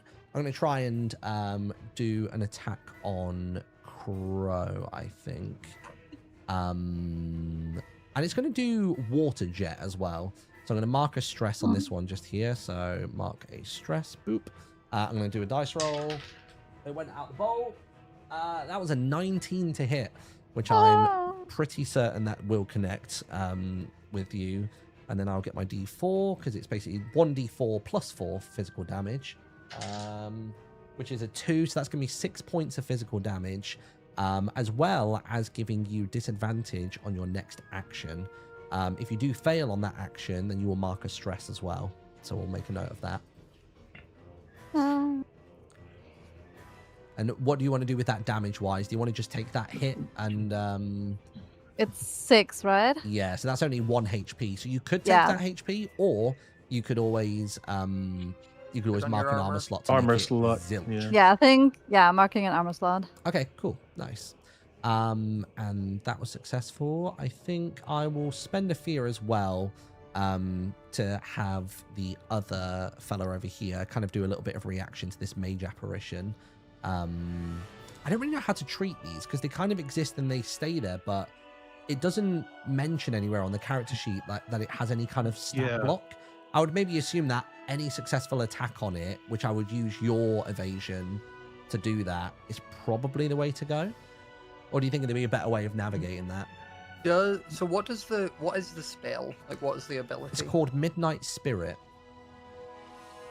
Or I wonder, it says the spirit. Oh, no, sorry. It says that the spirit then dissipates. You can only have one spirit at a time. Oh, okay. So it will have gone to here, and then Gonglor would have had his attempt, and then he dissipates afterwards. So he's not even in play. Okay, so it's a one-time thing, and then I can cast him again later and try it again, but he doesn't just stay there. Yeah. In that case, then it says spend a hope to summon a humanoid-sized spirit that can move or carry things for you until your next rest. But then it says you can send it to attack an adversary. When you do, make a spellcast roll. On a success, it moves into melee range and target. Roll a d6. Oh, the spirit then dissipates, so it only gets to attack once. Yeah. But you can have it out to carry and do things through. But I think he can continually spawn that. It will just cost a hope each time if he wants to do further. Yeah, I would have to do it again. I would say that this one's going to move over towards the edge of this pool here. And I think it's probably going to try and maybe fire off a shot if it has anything that can do far range. Let's have a look. Very close. Very close. No, all of its abilities are very close. So, I mean, if it started here, could it even get to very close? No, it'd have to spend an action. You know what? It's going to spend an action to try and move up to this water pool just up here, I think. So in order to do that, I guess I'll set the DC at, like, the average. Bang on in the middle. We'll go for the 13. Which it got a 14. So it's going to move up to here. And then I will pass play back to you guys. Guys, nothing's working. Help. Let's do something different. Well, we just haven't been very good at hitting them, my dear. We also remember we have our weapons are imbued with that stuff from Victor, so killing the water ones should keep them down if we take them out. Yeah, so focus on the waters, worry about the floaty guy later. All right, well, I feel like a mix, otherwise he's just going to keep bringing more of them. So yeah, I think we need to take him out. I mean, I've got some good shots lined up here. If you trust me, I can hit them this time. I swear I can. All right, well, I've got something called Hold Them Off, and it's spend 3 hope when you succeed on an attack with a weapon to use that same roll against 2 additional adversaries within range of the attack. Ooh, so nice. I'm gonna line up a shot again on this one that's close to Crow. Nice, this one here, yeah. You're almost like ricocheting an arrow between them. Like, yeah, it's a close shot, but yeah, I'm gonna. Yeah, you can get it like right there. See if you hit the first. See if you hit the first one, and then you can use the ability. And then we'll do the math. Yeah. Okay. True. Yeah. Let's do that. Okay. Sweet. You have to declare it first. Spend 3 hope. Oh no, it just says when you succeed on an attack. Yeah, so that's great. Okay. Sweet. So I don't even have to declare it yet. Awesome. So do I just do the short bow? Yeah, just the short bow, regular attack. You click on that +2 agility on the short bow, and that should give you your roll. +2 agility. I see. It's I got a 9 with fear. A 9 with fear. Yeah. Unfortunately, that does miss. Again, in a similar fashion, you had 2 arrows already kind of baked in your hand, expecting to do kind of a quick flurry of shots. But in doing so, you kind of drop and clamber one of the arrows. The one that you shoot just kind of whizzes past and goes through the middle, and the wizard just sort of goes, not close enough. And he's actually not entirely sure if you were going for him or for the water elemental just there. And he decides it's not me, it's the bow. It's all I'm gonna say. Yeah. I got this at a market for really cheap. It's not me. Yeah, and it's really moist down here. It's really damp, Yeah. you know. The wood might have bent the wrong way. Is it our go or is it your go, Mark? it's my go, yeah, because that was a failure, that one. I'm gonna go. Is it only? Do you get the turn on any failure, or is it only a failure or a success with fear? Any It's like failure, if we- yeah. Oh, okay. Yeah. All right then. So I think it's probably the mage's turn to try and attack back. I'm just reminding myself of some of the abilities that it's got. Okay, I like this one here. So this is called the Boiling Blast. So I'm going to spend a fear, taking me down to 8, to spew a line of boiling water Oh no! at any number of targets in a line up to far range. All targets must succeed on an agility reaction roll. So I think I'm going to probably move this fella over towards here. He's going to station himself between his two water elementals. And I'm imagining that he's going to try and kind of do a line here, kind of like this, to basically try and nail How dare you! Crow and Lazarus at the exact same time. No. I'm literally I hiding was back very here. glad she ran all the way to the side. I purposely stayed in the back so I didn't get hit. Come on. So the agility reaction roll, I'm assuming, goes against the character's difficulty. So if you can both do an agility reaction roll, and that is going to be a difficulty of 16. Okay, agility. Roll. I have 16 with hope. Ooh, 20 with hope. Nice. So you see both of these begin to sort of like bubble and move and shake a little bit. And basically a shot fires out from here. It's absolutely searingly hot. You sort of see the steam emanating. He kind of draws from both of them, just kind of like, you see the waters by their feet are bubbling, and it kind of pulls together in a sphere in front of his hands. He goes, "Rah!" like that forwards, almost like a Kamehameha style move, shooting it forwards. Crow manages to just slightly like jump slightly off to the side here, and manage to dodge it. And Lazarus, you make your way down more onto kind of like steady ground, and you notice that the pillar just here gets absolutely scorched. It does take away a slight carving of it, a sort of circular carve taken out like an ice cream scoop, and you can see that there's just singed stone left there, and some of the moss begins to kind of like ember and crackle where that water went. So that was successful. So congratulations, and it's back to you guys. Let's go, bird. And Agatha's gonna move to like here. Yeah. So she has a clear line, and she's gonna fire her staff at the big wizard. Perfect. Give me an Yes. action roll. Attack roll is 23 with hope. That is very good. 23 with hope means you get to give yourself a hope, and that is absolutely going to connect. Feel free to roll damage. I did 6 damage. 6 damage. Okay. And describe the strike to me. It's sort of the same with like the staff with like the nature things. It'll sort of like almost like a ball of nature energy with like leaves, and it sort of crackles as it sort of launches off as she like tilts the staff down to hold under her arm, and it fires. I always imagine every time she uses the staff, she gets a little bit of recoil, like stumbles back up. Yeah, and because that blast is so powerful, it recoils you, and he hears the crackling and feels almost the aura and the essence of what you're about to do, and turns and goes, "Ah!" and puts up the arm that has the gauntlet on, and it hits the gauntlet and moves him back just ever so slightly. He slides just like a block or two back, like, you know, sort of like 4 or 5 meters, and sort of stares you down. So we all know how to wield the earths. Very well. I've been wielding it from before you were born, dearie. Oh, so she really is Grandma. old. Yeah, she's old. Damn. Very old. So now it's one of your turns, right? 'Cause Playing it's not still with his, you so got a guys. hope. Yeah. Yeah, you guys are good. Feel Oh, free. I need to redeem myself. Do I need to roll to move closer to right now, or can I do something from here? You to can move to the first water. anywhere within that green zone for free. Okay, And you so can like then up to still here. also do an attack as well afterwards. And then you can Okay. attack anything that's within your attack range. So you've got Okay, you've got a melee weapon. So you would probably need to move. I guess you'd have to move either to this one or this one, either or. Okay. Can I also just quickly ask for Daggerheart, how does it work in the sense of, like, can you move, attack, and then move again, or is attacking what ends your turn? I would assume, I don't know for 100% D&D you can certain. do both. Like, D&D you can use half your movement attack and then half to go away again, but Let me triple I check. didn't know what the rules were. I'm pretty certain because they're so loosey-goosey with the movement being basically free unless you're going far. I think it is a case of you move and then an attack does end your turn. It's kind of what I thought, yeah, because there's no, like, movement, like, limits kind of thing. Let's have a look. Make an action roll. You can move to a location in close range. The location must be somewhere near your character can plausibly reach. If you want to move beyond that, far or very far, then you've got to obviously do a roll for it. Yeah, it does seem as though attacking ends the turn from what I can gather, so yeah. Okay, nope. That is totally fine. Sweet. But yeah, Sausage will let you move to either of these. I think it was slightly out of range, but I'm not bothered. You can go for it.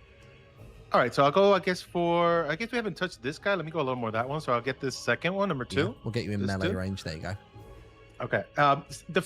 Now, a quick question, because I used the Midnight Spirit one. Does that count as my first strike, or because it wasn't me striking, it was the spirit? I think first strike. Can I still use the first strike? Oh yeah, 100%. Yeah. I mean, first strike only enacts when you actually land the strike anyway, right? Like. It says the first time in a scene you you succeed on an attack roll. Yeah, so that is banked every time. So as soon as you land a successful strike, that will pop. Okay, so I'm gonna check that. So this time I'm gonna go with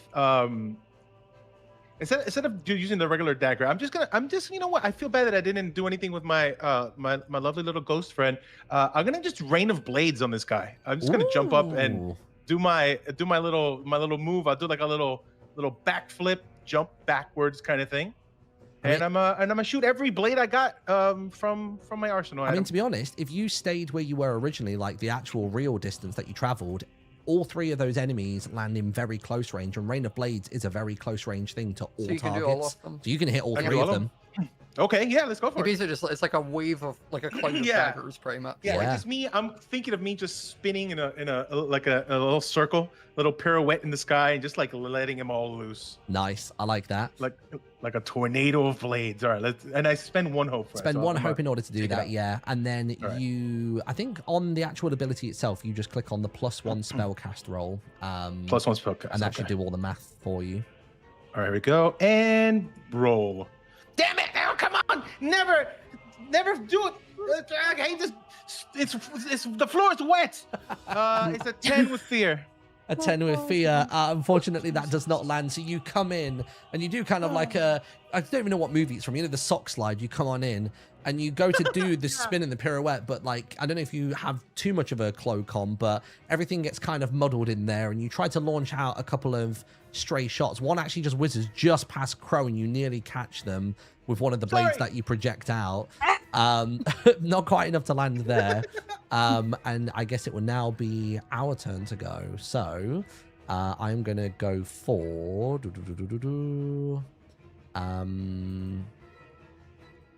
I'm going to have it be... You know what? They're going to... Like, the wizard's just going to go... Steady footing. I think not. Why don't we sit down? And he's basically going to go for an attack roll on you, Lazarus. And he's going to do grapple and drown. So if he succeeds on this, he's going to be able to basically conjure... something that is going to basically force you down into this pool of water over here. Essentially going to get your head and just force it down there. But we'll see whether it lands first.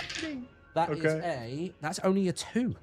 Yes! So you see that from this creature over here, from this creature over here, the beginnings of an arm begin to form out from it. Because at the moment, both of them are relatively shapeless. They're just kind of like generic tall blobs of water. And what looks like an arm begins to sprout from it, and it just sort of like drops down, like the water kind of disconnects from the rest of the body and falls into the pool and doesn't manage to do anything. And plays back with you guys. Who would like to go next? I must attack. Go for it. I want to destroy. I want to kill. Let's go, bird! Avenge us! I'm so angry. Okay, I need to... Wait, I have a dagger, so I need to get really close. I mean, I'm close to the water guy. Yeah, you can do I that. can attack the water guy. Yeah, I'm going to attack the water elemental.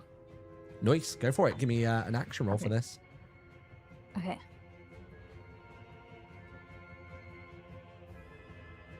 I got an 8 with hope. Oh god. An 8 with hope. What are you guys rolling? Jeez. What is happening We're today? doing really good at the beginning. Realistically, from our We're side, so it's good at also this. bad. But man, you guys suck. I'm joking. Yeah, we're doing MS. pretty bad. So you go. So that was a strike with your dagger, I'm assuming, yeah. Yes. So the yeah, dagger. you go for a strike with the dagger, and basically, as you go to do that strike, this happened in kind of unison with what was going on with Lazarus. So as the arm began extending towards Lazarus, it was an unintentional dodge on the water elemental's part towards Lazarus, and the strike that you went to do, the sort of sideways horizontal slash, just slightly misses on the edge there. But it did hear the motion of it, and you see like a ripple form in its body, kind of like when you're underwater, you know, when you sort of scoop the water and you kind of feel the sort of the echo of what you did when you swipe through, and it's going to just turn and try to have a strike at you. So it's going to roll an 11, and that says attack +2, so I'm assuming that's I +2 to the roll, so that's a 13 to hit. Does that hit you or no? What's your evasion? 12. 12. Ooh. Okay, so this is going to connect. I get to roll 2d4 for this. This is just a generic ability called Crashing Wave. So that is a 2 and a 4. Decent on that one. So that's going to be 6 points of magic damage on you. I'm gonna mark an armor slot again. Okay, nice. Have you only got one of those left now? Yeah, I only have one left. Ooh, okay. Uh-oh. I think I'm also going to spend a fear to have our mage go for something as well. This time, instead of performing some magic, I think he is just going to go straight up for a melee attack on Lazarus, seeing as he's close enough. Come get some. Like to play with blades, do we? And you see from the gauntlet, he just manages to summon like a water blade, kind of like almost like a is it a covenant from Halo, just like a covenant blade coming out. And he's going to attempt to just have a strike on you. So this is an attack and it has a +5 on it, which is crazy. He rolls a 14, so that's 19 to hit, which it definitely does. Oh yeah, I'm a 12. The damage here is insane. I need my D10. 10. Where is it? Which one's the 10? Oh god, what does a D10 look like? That looks like a D10. It's okay. Use a 6. Use a 6. It's fine. Well, unfortunately for you, this is two D10s +4. Oh, This am I gonna die? could be bad. Oh Okay. no. That is a Oh. 6 Okay. and a 6. You don't. No, wait, hold on. No, is the dot on the top or the bottom? It's the bottom, right? I don't know. On dice is the oh wait, on You have a dice dot? is the dot top or bottom? I think it's bottom. Is it the bottom? Okay. Oh, in that case then, that was a 6 and a 9 +4, which means What the that's hell gonna is do happening? that's gonna do We're getting wrecked. 21 points That's severe. Oh my god. of damage, which would make you mark 3 of your 6 available hit points. Can I use 2 armor slots and then 1 HP? You can only use 1 armor slot at a time, One slot. unless you have an Okay, so- ability that allows you to do more. I don't think. No, I don't think so. No. Okay. Okay. So 1 armor slot and then 2 HP then. And then 2 HP. Yeah. Okay, that's fine. I can take the hit. I can take it. So that is a brutal strike. He just sort of goes, like to play with blades, do we? And from the gauntlet, from the left hand, just does a downward slash strike, just kind of in a diagonal, and just goes straight across your chest, across your torso. And that is the damage done there, and I will pass play back to you guys. Someone help me! This guy hurts. Lazarus. No. I use Vicious Entangle on him. Nice. Let's go for it. Because I can do it within far range, which he is. So I'm going to use Vicious Entangle, which I got 17 with fear. That does connect. Fantastic. Okay, I do 9 damage. 9 which was damage. max. 9 damage is the max I could do with that. But he is now restrained as vines sort of come up and wrap around him. Nice. So it seems to be Thanks that very there's a lot of moss blocks on the ground around this area, and just you just kind of concentrate and focus forwards, and you see from each of these kind of moss deposits here, they creep and crawl over the copper blocks, and they come up and they grab a hold of him. Using that, does he get some form of like disadvantage or any problems from that? Let's have a look. Restraining says you can't move until the condition is cleared, but you can still take action. So basically, like, wraps around his lower half and sort of keeps him in place until he like takes an action to break it. Got you, yeah. And you can also deal 1d8 as well with that as well. You said you did that. You said you did 9, didn't you? So then that does 1 HP of damage to him. Nice. Let me just triple check that. Can't move until the condition is cleared. Take an action from your current position. Okay, cool. So yeah, he's stationary for now. Oh, it does say additionally on a success, you can spend a hope to temporarily restrain another adversary within very close range of the target if you wanted to. I don't know how effective that would be on water. So it's that mixed with I only have 1 hope right now, so I'm not really wanting to use it. Fair. I was just putting it out there just in case. Yeah. No, I clocked that because at first I was like, shit, do I need a hope to do the spell? And I was like, no, I don't. It's just to like do an extra thing, so I'm okay. Just to go for it. And it's like, and quite specifically, not only has it held his body in place, but it's also held the gauntlet down to the side as well. So I'm going to say any attacks that he tries to do, any physical attacks that he tries to do, or conjuring magic from this blade, they're going to be with disadvantage, absolutely, until he has freed himself. Play remains with you guys. Who wants to go next? Rin is going to retire the bow and climb down if possible. Do I spend a turn climbing down or no? Let me check. I think changing weapon does cost a little something in Daggerheart. So let me just quadruple check that. Okay. Switching weapons rule. I know there's something to it. When they're in a dangerous situation, you can mark a stress to equip an inventory weapon. So yeah, so just do that basically. Sure. So you can swap those out for a stress. Outside of combat, you don't need to spend the stress, but inside of combat, you do. Perfect. And I can make a nice little leap off of that pillar. Yeah, I reckon so. And I wouldn't even make you do a roll for that. You can just move to anywhere within your range that you feel you'd like to head to. Amazing. So just going to do a nice clean hop off of that pillar, lock eyes on the water elemental right in front of her. Nice. And for these water elementals, what do they look like again? So at the moment, they don't have any kind of major physical form. They are just kind of large blobs. They're slightly, and to be honest, they don't look miles away from that picture. They sort of have a peaked and pointed top, but they are just kind of slightly wider than humanoid mass. Imagine a dwarf, but stretched upwards. They're beginning to slowly mold and shape into a humanoid form, but they haven't quite taken hold just yet.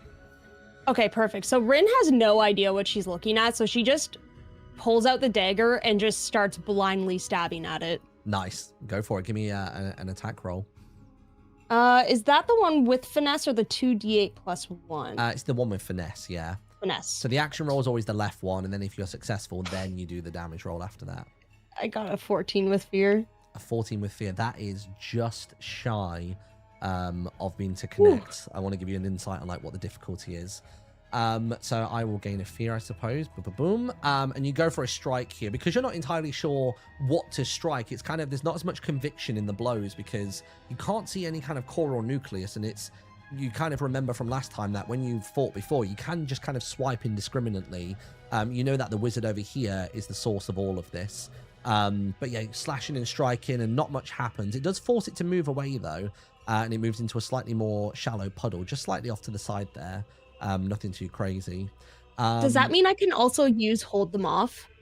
What's hold them off again? Remind me. It was spend 3 hope when you succeed on an attack with a weapon to use the same roll against 2 additional adversaries within range of the attack. You can as long as the attack's successful. But yeah, if you landed that strike, you would be able to do it. But that was a fail, wasn't it? Because it was a 14. Oh, it was a fail. Oh yeah. Sorry, it was a fail. Gotcha. I guess play passes back to me. I mean, they've got Lazarus sandwiched here. So I think Lazarus. No, I'll tell you what. Maybe we're just going to keep them there, and we'll just have them be reactive to Rin. Seeing as Rin has come down to ground level, I think it's just going to have a go at attacking Rin. Is it going to do anything crazy whilst it does this?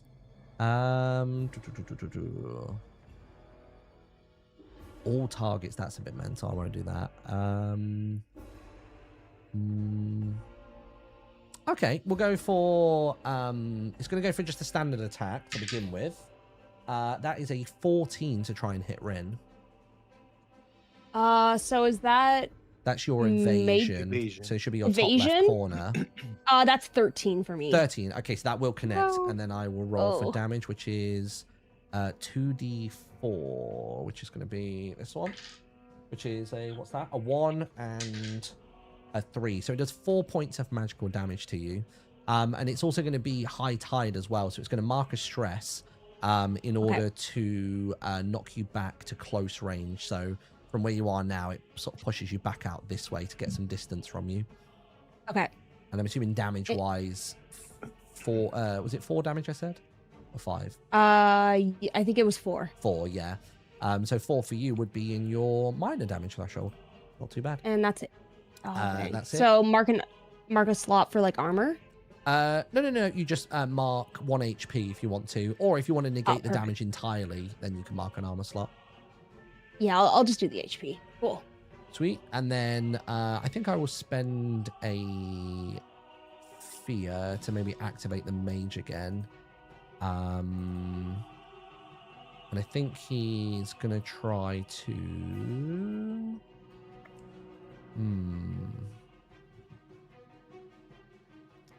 Actually, no. I'm gonna pass play back to you guys. You guys can go.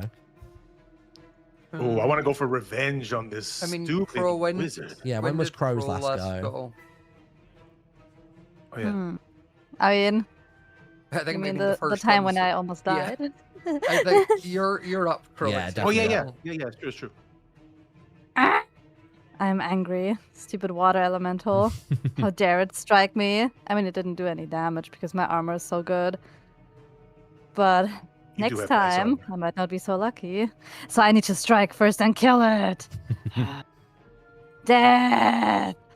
Ah! And which one are you going for? Are you going for this water elemental here, or the wizard, or? Because you can basically I mean- get to and hit anybody in this situation, whatever you'd like to do. Okay, maybe I or... should go for the wizard. Okay. Because I hate the wizard. Where He's would you like to mean. move to? Like sort of like here? He hurt my Lazarus. Ah. Avenge me! Yeah. I'm hurting. I will avenge you. Thank I you. hope. Yeah, I'm going over there. Okay. Better. I'm taking out my dagger. I'm looking that wizard in the eye. I mean, like, you stupid little water man person, I will kill you so badly. You're gonna die, and then I'm gonna bring you back to life, and then I'm gonna kill you again. Ah! I'm going to say that because I'm pretty sure that's the thing anyway. I think attacks on restrained in Daggerheart, I'm pretty sure you get to attack with advantage here. Just double checking. Yeah, you do. So you get to roll with advantage. So on your character sheet, when you click on the +2 on your dagger, you can then click the green plus advantage, and then you get to roll that. 21 with hope. Oh, absolutely lands. Yeah, go for it. So that Yes. rolls. So Finally, give we're yourself a doing it. hope, although I'm pretty sure you've already got 6 hope at the minute. You are capped Yeah, mine out. is full. Is there anything you can like spend that hope on to like do Oh my gosh, something wait. cool? Wait, I have the whirlwind ability. When you make a successful attack against a target within very close range, you can spend a hope to use the attack against all other targets within very close range. Wait, and the water guys yeah, are you- in very close range. I'm so gonna there's one. squid you this way. I mean, you were where were you originally? You were literally like there. So yeah, Yeah. you can do this from anywhere that you want. We can put you like here, so you can hit all 3 of them for sure. Yes. Do Nice. So Yes. if you spend a hope, then Yes. you can use it against all of them, and that was absolutely a successful attack. So I suppose now you just need to roll the damage. So Crow's damage with a dagger is 2d8 plus 2d4 plus 3. This could be major. I'm scared. scared. Let's go, bird. I'm scared. Got this. Okay. So I brace myself. I get really angry. I'm looking at all of these guys. Revenge. Okay, wait, what do I click on? So on your character sheet, on dagger, you click on the... See where it says on your dagger, it says Oh, the physical, 2d plus 8. Yeah, that. I'm so stupid. That is massive Okay. damage. I Holy. clicked on something else right now. Okay, wait. Okay. 14. 14. Okay, so that's going to be 14 damage to each of them. That is passing in to the major threshold for the wizard. Yes. And for the water elementals, that is also passing in to the major threshold as well. So Crow sweeps in, manages to sort of like dash past one of the water elementals, and initially goes for the strike and manages to strike the wizard, but realizes on the momentum passing through there is little to no resistance because they're restrained, and just turns it into a really cool whirlwind pirouette and just begins like slashing and striking outwards, and kind of just does like a spinning motion, just going around here, does a full rotation, a full 360, dealing huge blows and cuts to the wizard, and also fracturing the waters of the water elementals right there as well. And play remains with you guys. Who would like to go next? Oh, I got this. I can feel it. I can feel it now that maybe you can hit something. Maybe I can do it now. I got inspired. Scott, you've not got Maybe any you'll have ages, so you need to jump into. I don't want you to. I can go after. I can go after Sausage. Okay. I'm literally gonna do nothing special this time. No rain of blaze, no spirits. I'm just gonna get my blade. I'm gonna do it very simple, just like the crow did, and I'm gonna go ahead and just stab this wizard in the face. That's it. Simple. Nice. Yes. Go for it. Stab Right in him. the face. But before I do, I want to mark him for death. Nice. Yes. So mark for death is on a successful weapon attack. You can mark a stress to make the target marked for death. So let's roll. We'll see if you land it first. Then we'll jump into that goodness. All right. So do I just click on the dagger that I'm going to use, or do I click on something else before that? No, just Just the the mark regular for death. dagger. So you just click on the +2 finesse on your dagger. Okay. Here we go. Dagger time. Roll.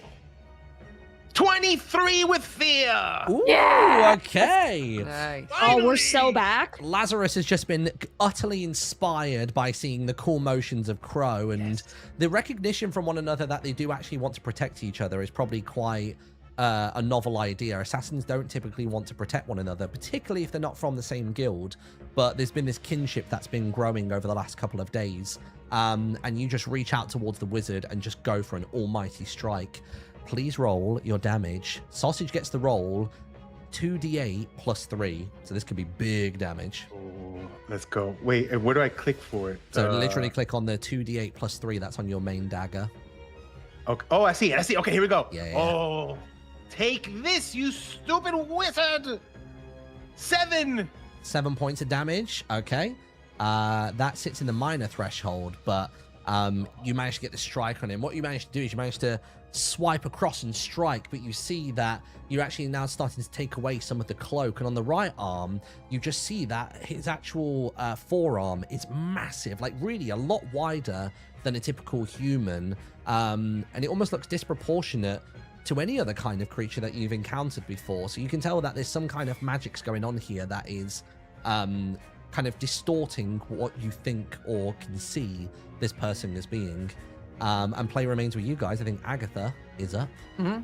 Do we know what the wizard's hit roll was? Like, do we know that information? Have you told us that? What, as in the difficulty? Yeah. I mean, I pretty much said it. It's a 15. Okay. So that's what you're trying to go for. Oh, sorry. Yeah, marks for death. We need to do Lazarus as mark for death as well. Oh. We So didn't was do the that. 7 plus something else? So wait, so mark for death was mark a stress to target, to make the target marked for death. Attacks you make against the target that's marked for death gain a bonus damage equal to 1d4 per tier. So I believe we're actually now technically in tier 2 because you're level 2. So whatever we roll, we then add 2d4s to. But I think that might Damage-wise? only be Or is it just for, Sausage? It might just be for Sausage. You can only have one adversary marked at a time, can't transfer or remove the condition except by defeating the target. The GM can spend a number of fear equal to proficiency to remove the mark. I'm not going to do that. Otherwise, it automatically ends when you take a rest. Yeah, so all of Sausage's future attacks will have an extra d4 of damage added onto them, so let's not forget that. Okay. And make sure you mark a stress if you haven't already to use that. Oh, yeah. Agatha, you're up. I am going to come closer. Ooh, let's go. I know Sausage just rolled with fear, but I'm going to let them go, chat. Agatha's going to, like, put her staff into the ground and, like, hold it and begin chanting, and, like, sort of a fog will begin to swarm around her. Whoa. As you sort of hear a buzzing noise as tons of fireflies start swarming into the room and, like, sort of creating a thing around her. And I'm going to Conjure Swarm is my spell. Oh my god. Okay, Get yeah, 'em. bring it. Oh. So I've make a spell casting roll against all adversaries within close range, which he would be at all. Can I move it like a tiny step forward? Yeah, so yeah, that, go like, for all it. three I mean, would be? basically, as long as that line even slightly intersects with them, even if it was like Yeah. from like, even if it was that, I'd give you it. You know what I mean? Like, Okay, yeah, I mean, that's I'm probably super where she generous was with that. I then. want you guys to Okay, like yeah. do cool stuff. So I'm gonna do that, and I got a 15 with hope. 15 with hope, nice. We like that. Okay. So you and can then give yourself a I can hope there for spend sure. Well, I spend one hope, so I'll just use it to do Cool. 2d8 plus 3 magic damage. Go on, give me the roll. And is that on everybody in this circle? Adversaries. So the two water elementals and him. Sick, Not yeah. my friends. Hit me with it. It does 12 damage. 12 damage. That creeps up into the major threshold for the wizard. Equally does the same for the water elementals as well. So each of them are marking 2 HP of damage here. So the fireflies come in. And then, sorry, you had more for it? I was just going to say, yeah, I just imagine it would just be like a whole swarm where they're like kind of flying, biting people, like getting in the way kind of thing. Like, I like the idea as well making that it- like some of them flurry off into these water elementals and they're just poking so many holes in it, kind of makes it look like a cheese grater, and it yeah. it shrinks in scale, trying to Nice. keep a hold of the form that it has and to kind of hold itself in place. And I'm going to spend a fear to jump in here because I think the wizard is not going to be happy with this chain of events. And he's going to spend his turn to clear the sort of the restrictions that are on him. And he's going to see you as being a problem. He's going to spend another fear in order to are you in close range? Yeah, you are. He's going to try and grab Agatha and attempt to grapple and drown her in the water over there. So I'm going to do that. That is a 14 to hit. I have 11 evasion, so that hits. Okay. So it says mark an attack roll. Make an attack roll against the target within close range. On a success, mark a stress to grab them with whatever kind of corporeal form it's going to use. It's probably going to utilize this thing here, actually. And it's going to grab you, and it's going to... It's basically going to start drowning you. So this is going to just kind of bring you over, and literally it's just used what little it has left of its body, and it's forced your head underneath the water, and it's attempting to drown you. So that's still technically the wizard's attack, right? Yes, yeah. Can I hex him? You can, yeah. It says when a creature or your creature causes you or an ally within close range to mark it. Well, I suppose I've not marked a number of hit points yet, but I'm assuming that's what the drowning will do. Yeah. Actually, I don't know. Let me check. I think it actually only does like a... It just basically puts you into a restrained... Oh, you're restrained and vulnerable. A target must mark a stress when they make an action roll. So at the moment, it's not causing you any Okay, HP. so right now I won't do anything then. Yeah, no, but it's that's currently what's going on. So it's holding you down. You're restrained and vulnerable. Guys, Grandma's getting waterboardy. No, No, not grandma! that's my job. It's No, me. grandma! I'm the No! one who gets waterboarded, not grandma. Stop it. So you can break free with a successful strength roll, or when the wizard takes major or greater damage. So those are the two sort of like release conditions. But yeah, basically he turns around and goes, I will not be bested by mere lights! Yeah, go! And reaches over, and the water elemental swoops over, it takes on the form and just kind of dunks down and holds your head underneath the water. And play passes back to you guys. Rin sees this happening from afar, gets up, brushes herself off, and says, nobody lays a finger on Grandma. Only I make fun of Grandma. And it's the water it's the water elemental that's currently restraining Agatha, right? Yeah, I would say an attack on it can be done with an advantage because it is focused on Agatha right now. It wouldn't even be trying to perceive anything coming in, so you can get advantage on that for sure. All right, she's gonna lock in on that one. And can I move forward without it costing anything? Yeah, your range. Perfect. You can basically move anywhere within this green radius in close range for free. All right, and she's just gonna take an intentional big hit with the dagger on the water element, Nice. hoping to surprise it. Go for it. Yeah, just your plus Please, one roll. please give me a good roll. It's 14 with hope.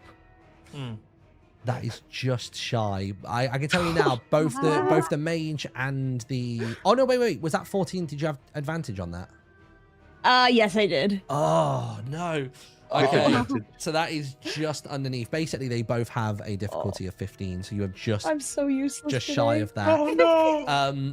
So on your way over, you can see right here, we've just got a bunch of like rickety steps and mossy half blocks and stuff like that. And the traversing getting over there just isn't quite as comfortable as it is. And you go for an initial slash on your way in and you kind of miss the strike. And to try and make it not look like to Crow and Lazarus that you missed the strike there, you just turn and begin to try and attempt to help Grandma and just sort of pull at the back of her like sort of like robes in order to pull her out of the water, but the grip at the front is like a vice and not moving anywhere. And then I think it's back to the wizard. The wizard has two of you in very close range here. Let me just triple check. 1 2 3 4 5 6 7. So while I have 7 or fewer marked HP, the standard attack can hit 2 targets within range. Okay, let's go for that then. So he's going to roll for another strike. That is an 11, and then plus the 5. That's going to be 16 to hit. Does that land on Lazarus and Crow? Oh yeah, Yes. It does. Okay. we're both 12s. It is that horrible D10 coming back into play again. Don't you dare! No. It's horrific. Where's that D10 gone? Have I lost it? Get that Halo saber out of here. Where is it? Oh, got it. There's that one there. So D10 number 1 is a 5. Second is a 1 plus 4. So that is only going to be 10 points of physical damage. So he's obviously broken out of his restraint. You can see Agatha drown and goes, "Not all elementals are as kind as others." And then sort of turns his gaze to you. "Now you, another light wielder," as he's sort of referencing your apparition from earlier on, and goes, "And you," not even looking at Crow, but just kind of glancing over the shoulder, "let's see how we can spin this one." And basically goes for a giant sort of like two-handed swing with the gauntlet, just trying to basically do a whirlwind motion, kind of mocking and mimicking you in the same fashion, and swings around and basically, not with his gauntlet hand, but with his other hand, just does a loose strike onto the two of you. And yeah, marks you for 10 HP damage each. Oh, I'm gonna have to do, because I have 8 minors, so that's 2 HP for me. Oof. So I guess Yeah, I'll do an same. armor and an HP, I guess, again. Okay. I'm one- gonna do 2 HP. Okay, fair enough. So after that, That armor means, slot and wait, HP. Agatha can hex now because he's done damage to them. Ooh, Yeah. Yes. Is Hex okay to do Hex if you're vulnerable or It just says, restrained? yeah, if I'm restrained, you can still do things, you just can't move. Yeah, I don't know like what it. I like the idea vulnerable that your head but- is submerged, but your hand is still out, and you're still Yeah. able to just kind of do a little twist, like a little flick with your staff. Like you can sense what's going on. And I think especially where Rin is currently trying to like prize you out, there's an awareness of what's going on. You've been pulled up high enough to see a very distorted, blurred version of events that are happening just outside Yeah. of the water wall. You see I'm the strike they've imagining she taken. has a lot of like presence when she's like in that kind of phase. Yeah. So like also like because he's a big magic user, she can kind of like sense that. Yeah, 100%. But either way, I will mark a stress and hex him. Nice. So it's basically action and damage rolls against his creatures gain a bonus equal to my tier, so +2. This condition lasts until the GM spends a number of fear equal to my own spellcasting trait to remove it. Okay, gotcha. Action damage rolls gain a bonus equal to your tier. Let me just triple check. Tier's Daggerheart. I'm pretty sure we're all tier 2 now, right? Because I'm pretty sure Yeah. it's... If tier means level, then yeah. level 2? No, see, tiers are different from levels, but they're in Oh. brackets. So it's level 1 is tier 1, but I'm pretty certain tier 2 is for... Like 2 to Oh, 2 no. and Apparently 3. tier 2 is for levels 3 to 5. Oh, What's okay. this? So we're still tier 1. Check. Where's the tier in that page? Oh, no. According to this document, it's saying levels 2 to 4 is tier 2. Oh, yeah, no, you're tier 2. So I'd have to spend 2 fear to become Yeah, unhexed. to get rid of it. So yeah. there we go. So you've managed to hex me. That was just like a reactive passive thing. Mhm. I did succeed on that attack. So I think what I might do is I'm going to spend a fear. And because he's made physical contact with you with bare skin, he goes, connected. Not rare, very rare for assassins. And basically with his like non-gauntleted hand, pushes a hand out towards the water elemental just up here. And it transforms its shape into a presence that both Crow and Lazarus are very familiar with. It turns itself into Rodney, the assassin from La Sombra Negra that Sausage used to know and was once allied with, and one of the members of the guild that Crow has previously killed.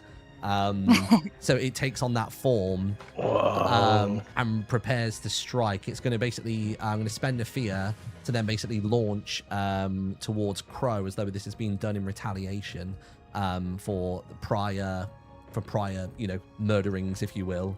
So I'm going to quickly roll this bad boy.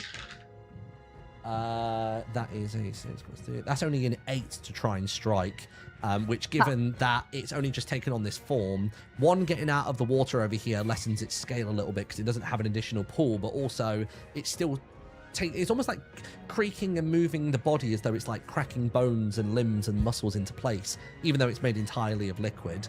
But as it goes to do the strike on Crow, it kind of passes through the other side and completely misses its lunge with a small lance. And play returns to you guys. So if I break out of this, that's my turn, right? That's my action to try and break out of it? Yeah, so you would need to do a successful strength roll. So that would be difficulty of 16, because it was the mage who did it to you. 16? 15, sorry, 15. And if I do that, that's then my turn, right? Yes. Yeah, I'm pretty sure to clear a condition, yeah. Okay, and how long can I stay in it before the drowning takes effect? Like, what's the... Let me check. Let's see. To be fair, actually, this does say that while restrained and vulnerable in this way, a target must mark a stress when they make an action roll. So you can still do stuff, but it's just you are incredibly hindered. So if you were able, with Rin's help, to kind of get to your feet, you could probably still shoot off a spell or something with your staff. It's just this thing is kind of engulfing your upper half and making it difficult to see as well as do anything else. You don't have any disadvantage from what I can see from this. Okay, but you do mark a stress.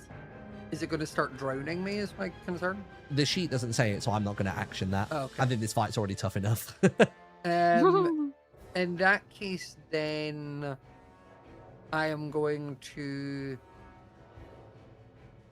try... I'm going to use a spell that I've not used yet. Ooh, is this the secret one? I feel like there was a secret one that you had in the bag. One. Okay, hit us with So it. this is my secret. So it's called Siphon Essence. So I basically make a spell casting roll against target within very close, which he is. Once per long rest. And if... So let me see if it hits. Or if it works. So that is 24 with hope. Absolutely nails it. Yeah, give yourself a hope and explain the rest of it. Okay, so now the target takes a d20 of magic damage using my proficiency. Okay. And I've not actually taken damage, so I don't get to do this, but I normally would then get to heal from it as well. Nice. Okay. So let me roll the dice. I've done 16 damage. 16 damage. Nice. Yes. I was gonna say, you watch as like Agatha sort of like, not from her staff, but from her hand, like a sort of like green beam like goes out, and like you sort of see it like pulling it from him, like, and sort of like ripping part of his soul out. Oh my god. So that happens, and there's an inhale, as though he's trying to like breathe the sort of like soul back in, or at least the fragment of the soul that's being taken. And in doing so, that concentration drops, and the drowning that's occurring over here relieves itself as well. So yeah, because he took major damage. Yeah, he took major damage. I forgot that. So that is a brilliant use of soul essence. So I didn't get my health back, but I did enough to knock him out of that. But you are like freed up, and he is. You say I add a stress because I did that while vulnerable? Yes. Yeah, you mark 1 stress to do an action while you're in that position. But you are now One of the freed advantages of that. being a human is we have an extra slot for stress, so I can take that. He sort of looks around and goes, Like that one, dearie? "Who are you?" Your worst nightmare. Also, I forgot it would actually do an extra 1 damage, but that won't make a difference just because the hex. Oh, okay, yeah. I mean, that wouldn't have pushed it up to severe damage No. for context, but it's still a lot. Did the mayor send you? Fate sent. Mother Nature sent me. Tell him, abuela. She can be a Let's real, go, Grandma. Grandma. she can be a real bitch. And he is desperate at this point, so I'm going to spend a fear to have him try to action in return. And he is solely zeroed in on you, Agatha. Wants to retaliate for that soul essence being taken. And seeing as you're in a lovely lineup right now with Rin, he's basically going to try and draw on that power again. So he's going to mark a spend a fear. Oh, sorry, spend a fear to also do that. So I've interrupted and I spend a fear in order to attempt to do Boiling Blast. We need to do agility, right? That is a agility reaction roll. Yes, please. Me as well? Make it a yeah, reaction roll. For Rin and for Agatha right now. How do I you got make a- a reaction roll? It's Or is literally it just doing an agility roll. Yeah. Okay. His Cool. difficulty I'm is at- 15, so basically you've got to hope you meet or beat it. I 20 with- didn't. You didn't? No. Okay. And how about Rin? Oh yeah, I did 20 with hope. 20 with hope. Okay, fantastic. Yep. So you don't gain a hope from that just because it's a reaction roll. Which Yep. way would you like to dodge when you're moving out the way? This you want to go up or down? Is it possible for Rin to be so impressed with what Agatha did that she like dodges in front to like deflect a little bit? You're gonna try and get down, Mr. President. Man. I'm trying, yeah, exactly. I'm trying to have like a character redemption moment, yeah. I mean, this is going to hit Agatha, so I guess narratively we need to figure out how that works. Because at the moment it sounds like you're almost, because Agatha will have to take this hit. So if you're engaging with Agatha, you're almost kind of pushing her into the line of the shot. I was gonna say, I was like, I do you feel like imagine it's that working? either in my head, it's like visually, it would be either she's getting hit as Rin kind of try, so like it would then split the damage between us. But that's Yeah, obviously that's very. kinda what I was I don't think the picturing. mechanics allow that or Yeah. not. Okay, It's up you to know what? Yeah, the thought was there. I'm just gonna roll and dodge out of the way, but try to like go this way, I think. To get a Okay. little bit of a clear sight of everybody Nice. else. A, Yeah. a little dash downwards.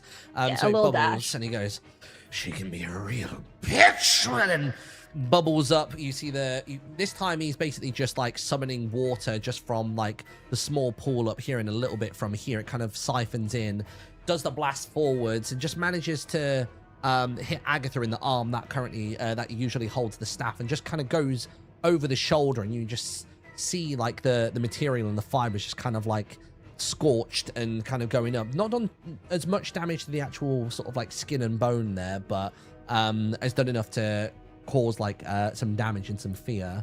And that's going to be 1d10 of 1d10 plus 4, should I say, of damage here. So let me grab the d10. There it is. Is that the d10? No, that's a 12.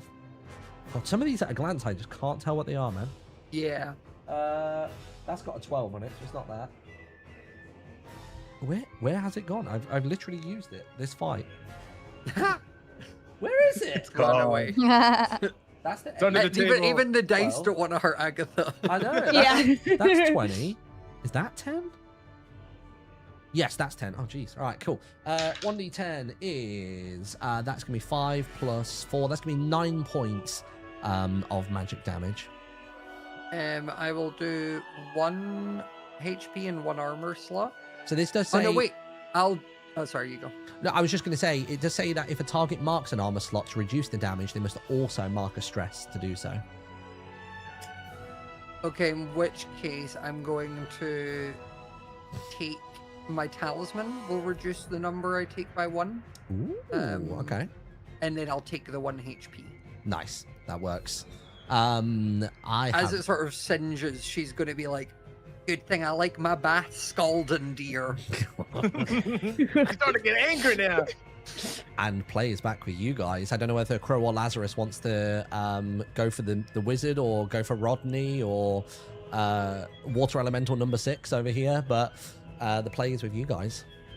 I feel like if we kill Get a him, bird. they go. That's what I was thinking too. Yeah. Yeah. Maybe. Hmm. It's up to Do you you. want to go, Who- Birdie, maybe. or do you want me Jump to in. take it? I can do it. I Do can it. do it. Let's kill that wizard. Let's go. He stings badly. Okay. I mean, I'm already close, so I just have to use my dagger again Yeah. and hopefully hit. So give me an attack roll. It's your the little +2 on the dagger itself. Yes. Wait, can I also do the marked for death? You can as well, yeah. So if this attack lands successfully, then you can do that for sure. Okay. Let's see. The difficulty's please. 15. Dang it! I have a 12 with hope. Oh. No! So you've basically decided at this point that the source of all of these troubles is obviously the wizard, which was kind of obvious coming into it. And you go for a strike, but you feel something tug back on you from behind, and it's the water elemental over here of Rodney, and it just sort of like grabs your shoulder and pulls you backwards a little bit to kind of hinder the attack. Doesn't manage to move you physically, but it's just enough to kind of throw your strike off. And as you turn towards it, you just see like this thing, like clearly it has some autonomy of its own, but it doesn't fully understand how to be a human. It has a humanoid form and has arms, and it's grabbed you with one arm, and the other arm is completely motionless. And just out the center of its chest comes a little hand that just goes like that, just wags a finger. And Play returns to me, and I think it's probably going to try and get you in order to try and defend the wizard. So that is a 18 to hit, which I'm pretty certain that does. And it's going to roll 2d4 to do a strike on you, which is a 4 and a 3. So it's going to do 7 points of magic damage. And now with the inanimate arm that it had, it basically has a water blade. The small lance appear, and it just goes for a straight stab into kind of like intestine area, almost like kind of the side of your stomach. And does a strike there for 7 points of magic damage. No. Bird down! Bird down! No. So 7 points is only 1 Avenge HP me. for you, to be fair. You're getting close, Yeah. though. So that's I what? Is that marked going to it. put you on 4 out of 6 marked? No, on 3. Oh, 3. Okay, I just refreshed the page. I 3. didn't know whether I'd done it too soon or too slow. Yeah, it's on 3. And Oh no. I think we're going to mark 1 fear in order to do a second go. And I think No. the wizard is now going to have a go at going for his big swing move again. No. I think this time he's going to slightly change targets. So rather than going for the 2 of you, Agatha's really gotten under his skin.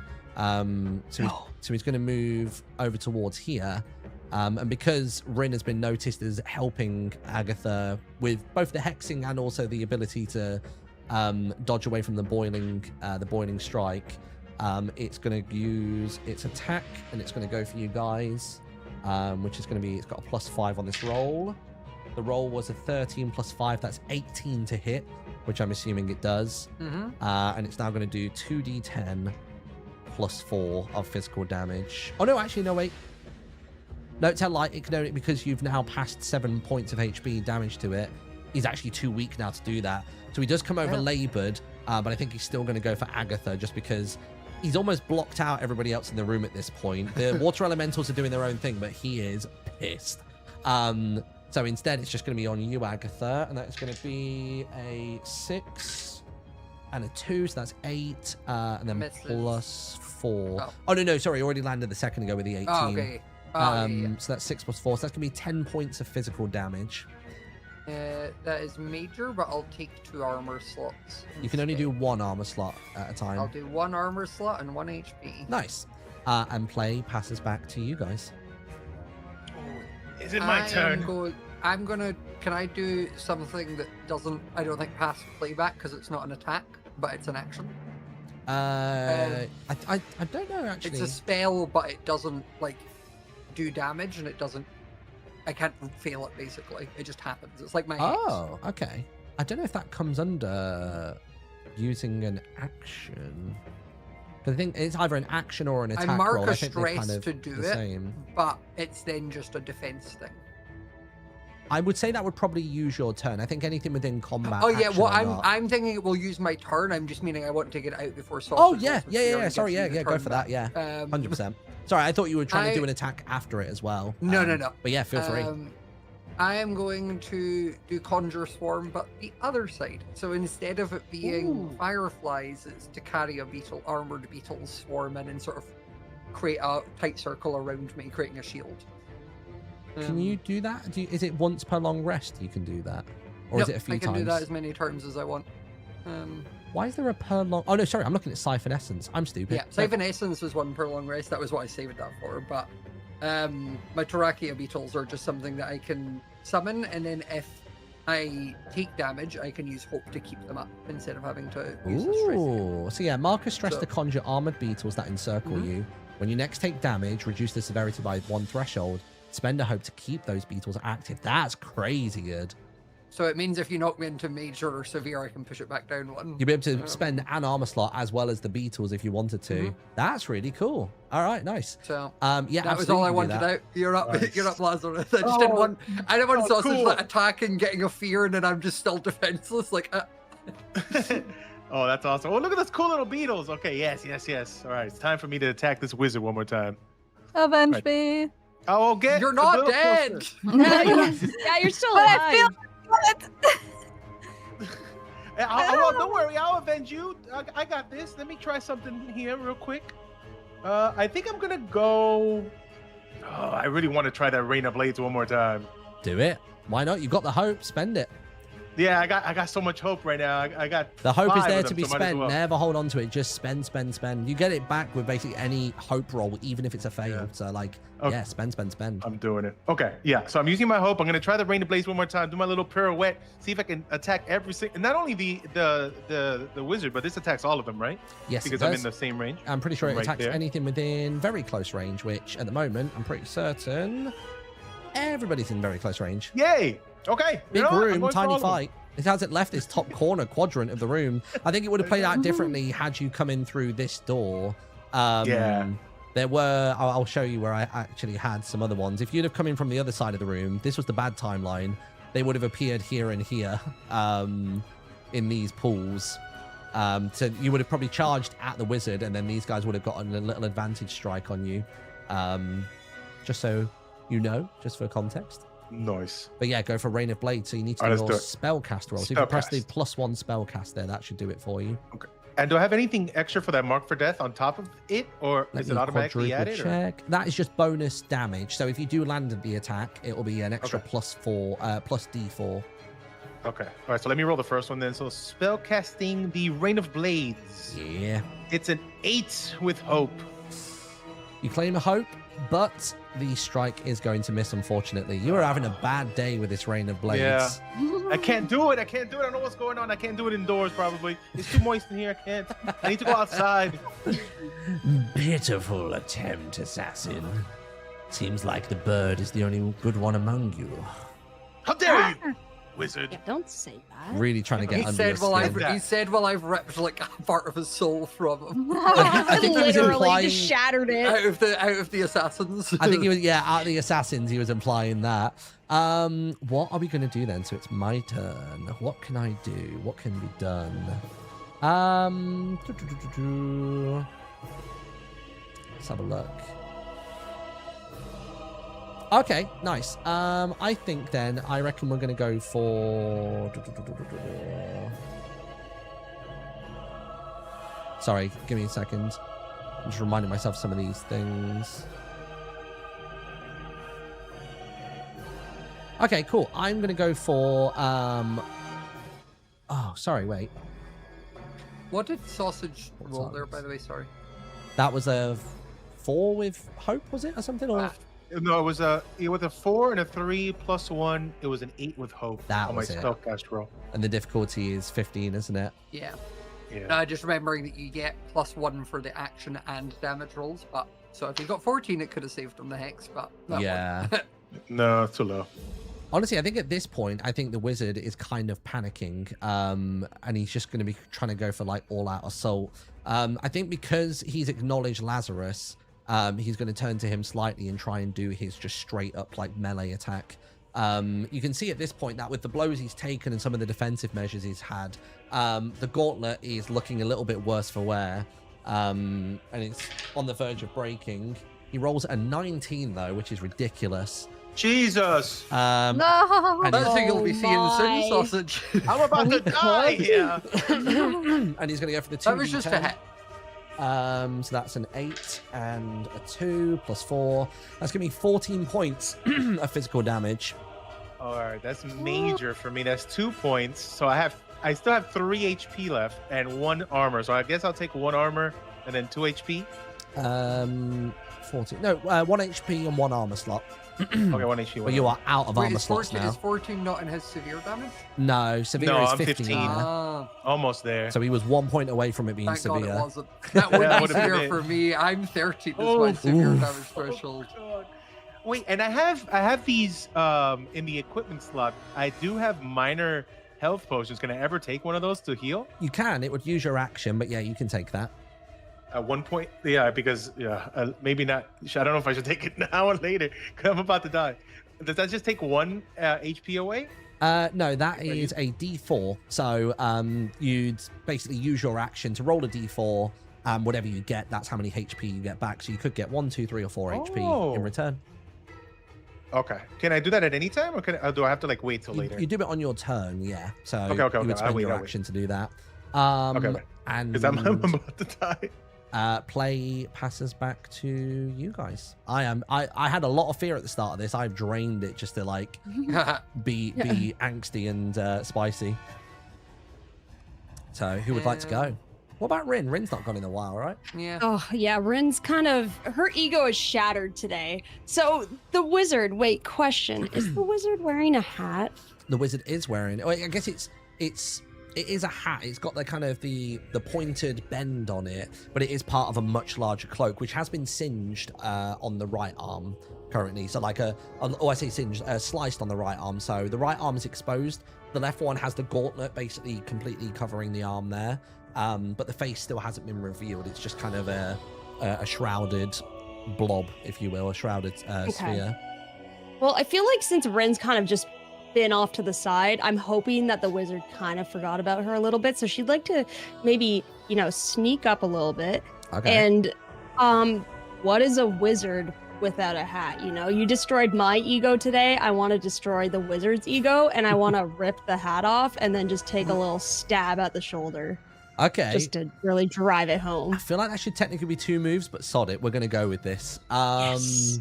I'll tell you what. How about we do this as a double up? So you do your attack roll, and yeah, let's say we'll do your attack roll, because I guess what would that be? That would be finesse. Yeah, I suppose this is finesse, right? Yeah, because finesse is your weapon anyway. So yeah, do your attack roll. If it succeeds, we can have that. Perfect. So if you click on your dagger +1, that'll give you your roll. You got to hit a 15. Oh, dagger +1. I see. Okay.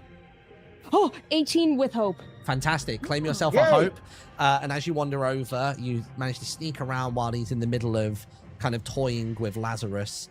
And you rip the cloak back. And you go, yeah! Oh, it's bright! Because there are still residual fireflies that are floating around. The lichen is a lot brighter than he would like. You can tell this cloak is almost like a bit of safety. And from out of it, you just see a bountiful amount of hair just droop down to the shoulders. Seemingly, you had it kind of bunned up in the top of the cloak hood, kind of peak of the hat, if you will. And also, you see as the light begins to cast on him, it's like a creature coming out of the dark. And you see a big beard bush out, and you recognize this as being quite a malformed dwarf. You can tell that it's significantly taller than other dwarves and slightly widened and stretched. It's all kind of like bloated, if you will. You don't know whether this is just the way he was born or whether he's using the capabilities to manipulate water to kind of take the water within his own skin to expand himself. But you have revealed him into the light and seen his true face. This guy ugly. It's your guys Did you do go damage? still. Oh yeah, damage. Yes, yeah. Do your damage too. You got 2d8 plus 1. 2d8 plus 1. Yeah. 10. Well, 10. technically 11 because the hex also adds 1. What? Unless that was the +1. No, I don't think they were accounting for the hex there. So that is 11 points of major damage. Or 11 points, which is major damage, marking the final 2 hit points. Yes. So No way. Riz, Wait, would So it not back. have been major? Would it not have been major damage if it wasn't that +1? Nope, it would have been the major threshold was 11, and the severe was 23. That's how strong this dude Damn. was. Let's go. Wow. So Crazy. hitting that major Hex paid threshold, off. the big old catchphrase is, so Rin, what's the finisher? Do something cool. Do something cool. Do something cool? Okay. Say something about This candy. is, I've told you how, like, Okay, no, he's been no. revealed into the light, but you can decide he's how to been finish revealed this. into the light. I'm picturing that he's like still like closing his eyes and stuff, and he's got this long, luscious hair. And you know what? Rin also has luscious hair, and she knows. Like, he takes good care of it, and he takes pride. So she cuts off his hair. Damn. That's Okay. it. I'm hoping that just ends him. How embarrassing. So as you do, you see the slash through the hair. You've got the chunk of it just there as well. And where he's taken, like, by surprise, the light is on him. You see that he almost begins to kind of like bubble. It's like, as though boils are appearing over his skin in real time. And then you see a bit of like heat emanating, steam coming off the body. The 2 water elementals nearby just splash down into puddles and dissipate. And in the same fashion, so does he. Sort of like expands a little bit, the boils come out, the steam's coming off, and then it's like an implosion, and he practically disappears. He just sort of shrinks down into almost nothingness, and there's a deep boom and a pop, and basically he just completely explodes. A massive aura of kind of like blue and like purple tinted magic just blasts out, knocking everybody in the room back off in different directions away from the center of him. And there's kind of like a really thick, dense mist that fills the room. And just as that begins to fade and disappear, you expect to see at least someone stood in that space. And instead all you see is an emptied cloak. And there's a small mound beneath it that the cloak is now sat over the top of. It's the thing, isn't it? Ooh. So it's up to you about what you would like to do here. You've successfully Let's go slain check. the wizard. You can have a look beneath. Let's see if he has Somebody any wanna money. grab it? I Yeah, let's see if he don't has want any to money. touch it. I'll touch it. Loot, I'll touch it. loot, See if he loot. has- Okay. Can Agatha like use her staff to like push the cloak off? Yeah, let's get close. Let's get close and try to get it out. You can. To do that, though, I would need a finesse roll from you. Yes. Okay. 14 with hope. 14 with hope. That is just enough. Oh! So as you Ooh. reach on over, initially when you go to put your staff towards it, it rumbles and it shakes. And you kind of pull the staff back for a moment. And then there is a secondary puff. There's a secondary mist burst that comes from outside of it. Oof. And when that passes, there's a stillness, there's a calm. And Agatha then gets the staff and manages to prise back the cloak. And some of you may have been anticipating that the gauntlet may have been underneath there. That's the source of his power, seemingly. But instead, that's not what you find. Instead, you find a large hammer just laying there. It's... I don't... Actually, could somebody give me a knowledge roll? Who would be the most knowledgeable about ancestries and people of the world? I have 0. I have Yeah, Yeah, I 0 got too. it 0 as well. I have +1. So Agatha. Yeah, Yeah. please, Agatha, let's go. Okay. Agatha, give me a knowledge roll real quick. The information you will ascertain from this will be based on how well you roll here. It was a 5, but it was a critical success. Oh! So- 2 and 1. So on that, you look down and you see the hammer and you recognize an emblem that's on the side of it. You recognize this as being very old. Maybe not quite as old as you, but old in it's slightly you're not as old as it, should I say, sorry, in reverse. But it is something that hasn't been lost to time just yet.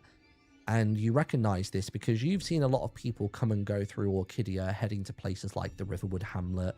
You've seen people come on their boats to and from, and you recognize that as being the symbol of the Dwarven Kingdom out to the far east. And with your general magic affinity, you can tell that this hammer has nothing else suspicious about it. It's not going to harm anybody that wanders towards it or decides to touch it. But it lays there on the ground, motionless. And just beneath it, you see broken ceramic. The hammer itself has got a kind of classic, kind of like Mjolnir sort of shape to it. It's not nearly as big. It's smaller for probably dwarven use.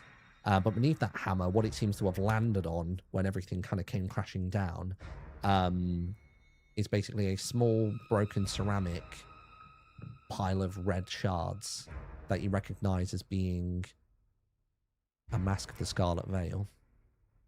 Oh, Our them arch-nemesis. again. Can Agatha lift the hammer?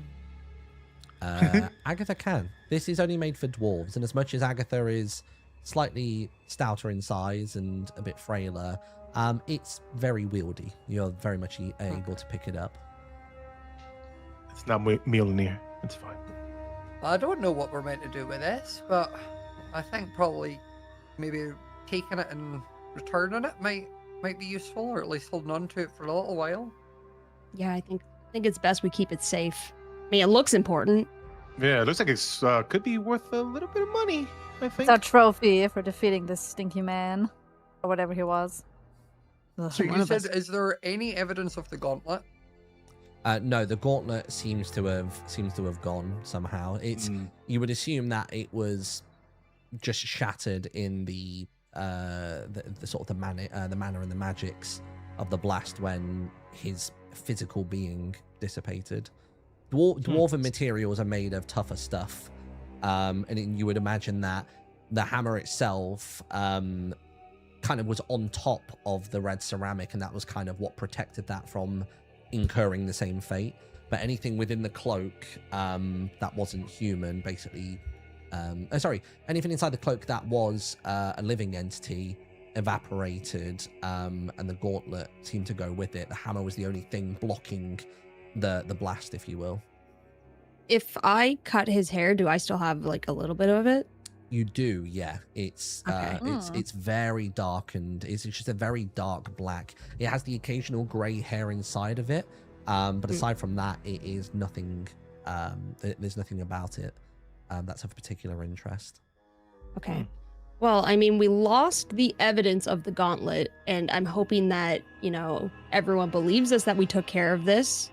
So I don't know what we're going to say to everybody when we come back without it. Well, I think, Deary, I don't think you should be saying much.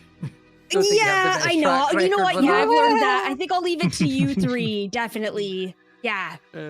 Agatha will also take the little shards of the mask, Nice. and she's going to put them into like a cloth, wrap up, and put it into her bag. Absolutely. Oh, I would like to play with the hammer a little bit and swing it around. See how Yeah, she'll the give you. weight. That's Oh, fine. thank She you. doesn't- I want to Sure. play around a little just to see if I can see the balance of it. I know dwarven stuff. My blades are dwarven blades too, so I kind of know the how to wield these and the weight of it a little bit. Yeah. Also, I am a woman of my word, and she'll reach into her bag and pull out It's 3 time, candies. Yeah. Let's go! She'll pull out Candy? 3 sweets for you all Oh. to take. What kind do you have? Can we pick? What was ones I bought last week? I think Yeah, you you gave bought a me bunch of names, but stuff. to be fair, I think I just bought like a bunch of candies, like what we had, kind of thing. Like I was just Yeah, yeah, stocking yeah. up. I can look I up bought the a mud sweet cake stall. that I gave to. The mud cakes. There was yeah. I gave a mud. Yeah. I already gave a mud cake to Sausage. That was a Yeah. Yeah, you gave it's the mud. You gone, gave the it's Isla gone. Bonita mud pie to Sausage. There was the Isla Bonita botany sweets, which their colors resemble the flowers that are grown on Isla Bonita. And then there was also the axolotl scales as well. But maybe the sweets that you had could be different, or you can opt for the the botany beans, as they're kind of called. I think I'll just do like botany bean beans, each. where it's just kind of like different flavors. So like I'll let them I'll hold out a handful. They can pick one that they like each. And Oh, I get the red one. I want the red one. All right, I'm gonna go for green. So the red one What's the red? is actually a fire flower. Oh, So a little spicy. little I little love spice on spicy. that one. I'm good. I can take the spice. You know, I love my stuff with spices. Oh, yum yum. The green one is particularly nice. The green one has almost like a slightly peppermint taste to it. You'll see like little flecks inside of it that almost kind of like mimic like flecks of kind of like copper. Ren kind of secretly hates peppermint, so Oh, no. she like turns around Begrudgingly, slyly, like, pretending to look at something, and spits it out into the water. Nice. Oh, Crow, what one did you no. want? What color did you get? Wait, what color are they? What colors do we have? Make one up. Oh my God. Just pick a Um, color. I'm sure there'll be pick a a color. sweet close There'll enough. be Yeah, in there'll there. be a sweet Pink. color. Pink. Pink. Nice. That one is basically flavored after pig for some reason. It's somehow in a sort of a gelatinous sweet. They've kind of gotten like a kind of like a pork flavor into it. You do wonder whether this is just like straight like pig fat that has been encased in some way. It is very, very soft. You break through the outer shell and then it has this really sticky and you can't really budge it from your mouth kind of texture to it. It's not particularly pleasant. But for a bird, Ah, might feel a fresh bit meat. different. I like meat. Ah. Very good. Don't we all? Yes. Meat. I can tell you as Right. well that the hammer that you've just picked up as well, I can give you Yes. the stat block for it if you would like it. Ooh, let's Yeah. get some stats. So it's Because larger if we than get a stats, we typical. can figure out who it makes sense to have it. Yeah, Yeah. so it is typically a two-handed weapon for dwarves, but for yourselves, I reckon you could probably wield it in one hand with ease. So the hammer has a really cool feature called Eruptive. So on a successful attack against the target within melee range, all other adversaries in very close range must succeed on a reaction roll of 14 or take half damage. So it kind of fits in that kind of like whirlwind vibe that the assassins seem to be going with. Ooh, that's It cool. does so the base attack does 1d8 plus 6 magic. I would imagine that goes up potentially if you are a higher tier. Although it does appear to be a tier 2 weapon, so maybe not. That might just be the level of the attack. I'll put a little. Can it be used if you're under tier 2? Oh, We have to be like level 3 to use it. Oh no, you guys are tier. Oh, sorry, yeah. Wait, sorry. So for now, it's just a paperweight, and we can look at it and be like, "Oh, that's a cool one." Sorry, my bad. Nice. Yeah, I've chosen the wrong hammer there. Sorry, for tier 1, it is so it doesn't have that feature. It's simply just a D10 plus 1, but it is one-handed, so easy to Ooh, use. that's cool. So a D10 plus 1 is what it does. That's magic damage as well, to clarify, not physical. Because it has the dwarven runes that are etched into it that, you know, at a glance it doesn't glow or have any kind of aura about it, but at the moment of impact, it has that resolve, and there's just sort of, there will be like sparks and sort of a point of contact Nice. glow. Like I can hold it until maybe. Are we using it to return? Are we taking a trip to the Dwarven Kingdom to return it to its rightful owner? I mean, I think that's probably something we can maybe eventually do, but unless someone comes running saying they're really looking for it, I think it's ours. Yeah, we can hold it. Oh, Yeah, let's just keep it. sorry. I think we have other things we need to deal with too. I know this is really Yeah. annoying. I think what I looked at when I Googled it earlier on were maybe like playtest rules. Level 2 is tier 2. So sorry, that that previous hammer Oh, you can okay. use. So you can use the previous hammer, which has that eruptive feature move, which will deal damage to nearby ones. That's a way cooler hammer, so we'll go with that. Yeah, let's do it. Yes. This is a cool hammer. Sorry, thank you, chat, for that one. Right, I don't know about you three, but I could use a sleep. Yeah, me too. I really want to get out Me of here. too. Can we just Yeah. find someplace nice I got to sleep? stabbed. Oh need yeah, to heal. I need to I heal think up we too. could I'm probably doing pretty sleep up bad. in our kitty and then make our way to Maryport in the morning. Yeah, let's do that. Yes. Yeah, that sounds good. I need a bath after this. Can I do? Oh yeah. I want to grab. Agatha's going to cut like 50 by 50 square meter of the cloak material. Yeah. Just because she uses that to patch up her own cloaks when she's Yeah, damaged, absolutely. You can do some patchwork. And then I also wanted to do like a quick look around the room before we, like, probably while Sausage is playing with it. I want her to kind of like just do an investigate around, see what else there is. Yeah, you can do that. Yeah, give me a. I suppose it would be an instinct roll if you could. Instinct. 18 critical success. Woohoo! That's 2 critical successes in a row. Oh, That's boy. Nice. So looking around the room itself isn't of any major particular interest. It is an abandoned project, basically.